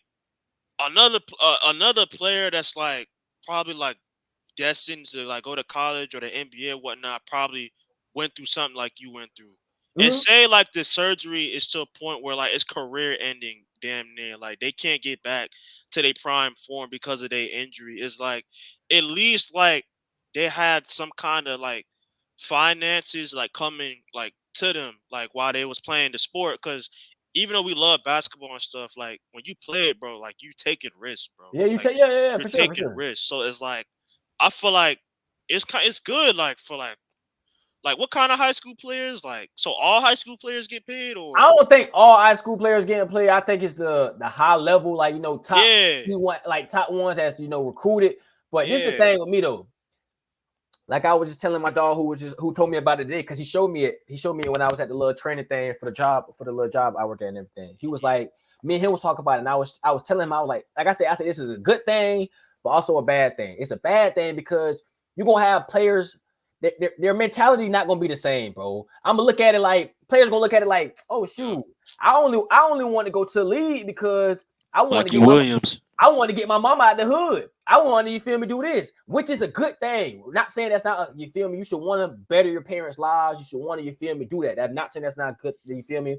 Because, shoot, if I was in the same situation, I'm doing that for my parents. I'm also doing it for myself, but I'm doing it for my parents, you feel me? But it's like, your mentality gonna be thrown off. You're not gonna think about it the same way. You're not gonna have that same hunger for it. Like, oh yeah, I gotta make it to the league. I gotta be great. I gotta do this in order to get this pay. I gotta do this in order to get this money. You feel me? You're gonna think about it like, man, you can't tell me nothing. These teachers can't tell me. I'm getting paid already. You can't tell That's me shit. true. I'm gonna be pulling up in the Hellcat and the Lambo and all Yeah. this junk And then high school too. Yeah, that's true. when you teachers pulling up in Nissans and Camrys and shit, nigga, you got a Ford, nigga, I got a G-Wagon. That's what they gonna be Yeah. saying. Like, come on, bro. Like, Yeah. it's a good thing, but it's also a bad thing because it's like you're gonna have to manage. You gotta learn how to manage the money, bro. Like, also as a high school student, you're gonna be thinking, oh shit, I'm finna just blow this shit. I'm finna just gonna make me some money because I know I'm also getting NIL deals in college. I'm also do this in college. I'm also getting this, you feel me, when I go here. So it's like, I don't know, unless you a smart person, unless you feel me, or unless you just came from money, you're not gonna, a lot of people, you just throwing them money like that, you're not gonna be able to manage it. They're gonna be able, they're gonna spend it, they're gonna get them some cars, they're gonna get them the jewelry, they're gonna do all this shit. You gotta think about it like this. Think about it for the players who go to public school. Think about it for the players, you feel me, who not in private school, where the private schools got the best security, all this shit. Think Yeah. about it for somebody who, let's just say somebody from Jackson got an NIL deal. They pulling up, you feel me, clean. They pulling up all this, and not even saying Jackson a bad school no more, but niggas from the hood like, oh damn, Jit think he raw, he flexing everything. That's gonna be It could cause drama. that's a That's true. target on your back. You feel me? Yeah. So it's It like, could. Yeah. it's a good thing, you feel me, that yeah, if you using my likeness, if over time posting me because I'm raw at basketball or I'm raw at football or whatever sport I play, if all these, you feel me, recruiting sites, everybody posting me, yeah, I should get some compensation from it. I should get some money from it. But high schoolers making $1 million, $100,000, like he showed me, it was a dude. He finna get a Lambo deal. He gonna be a senior this upcoming year. He's finna be a senior, bro. Yeah. He's finna get a Lambo deal, bro. Yeah. He's That's like, what's up though. But at the that is same what's up. time, Salute at to this you, bro. No, at this no hate, no that's what's hate. up. Like that is lit. But at the That's same lit as time, fuck. I agree with you from a standpoint of like maybe they don't even like their mind might be clustered because you know when we was young, bro. Imagine like that was us, bro. Like That's what I'm saying. Imagine yeah, like I'm a come top on, rated 10th bro. grader. You give me $100,000. I'm It's in 10th over, grade bro. with 100,000, nigga. Like, I might that's what skip I'm saying. school. No, I'm I just might playing. skip school. I might Yeah, I'm tell my just teacher, nigga, playing. I got 100 bands, nigga. Fuck you. You don't got this. I got a Lambo, and that's what I'm saying. I Yeah, got a Lambo outside, bro. yeah, You driving a Camry. I got a Lambo. Like, you don't know what type of high school, you don't know what type of people, you feel me, you giving your money to. So like I said, unless it's just a smart kid who can manage money, who just, I got that mindset like, all right, bro, I came from this. I ain't trying to remain in this, or I ain't trying to go back to this. He gonna be smart with it. Yeah. Or unless it's a person who came from money, who just, oh, my people got money, so I know how to use this. I know how to manage money. I'm just basically getting more money. That's different. But if it's just you got a dude who really, like, you know, some people in high school just was dumb as fuck, literally dumb as hell. But they just got passed along because they were so good at sports. They were such athletes. If you got one of them and you just giving them money, bro, it's over, bro. It's over, bro. It's over. And arguably that could even did like, that's what I'm saying. Like, it's a good and a bad, and you kind of touch on what I was saying with like what I was gonna say with the bad part, and that can even like diminish their character of like work ethic, because of course, like, yeah, you love the game of basketball, but like, you in high school, you in college. No, I ain't gonna lie, I agree with paying college players. Nah, college for sure. College for sure, yeah. But high school, like, you may lose that drive to go to class. You may lose that drive to go to practice. You may lose that drive to, like, you know, even just be a student. Because at that point, you're gonna think you grown. Like, you get what I'm saying? Yeah, you're gonna think I'm him. Like, yeah. So it's like, it can diminish like people's character a little bit. Like, for sure. I know it'll probably diminish mine if I'm this good at basketball. And you give me 100,000 and I'm 16. It's like, bro, I don't need to work no more. Like, I don't need to work no more. Yeah, but that's bad though. That's bad. It is bad.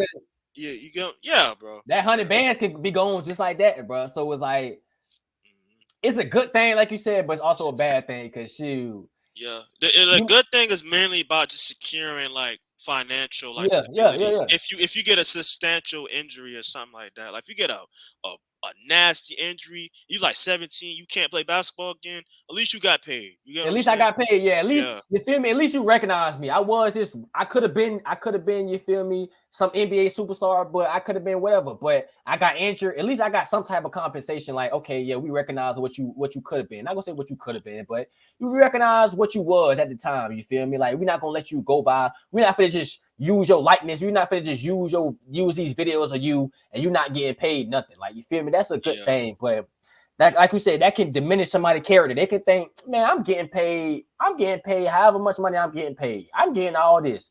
You think I'm finna go to school? You think I'm finna do this? Like, bro, Ben Simmons, said, you watch the Ben Simmons documentary?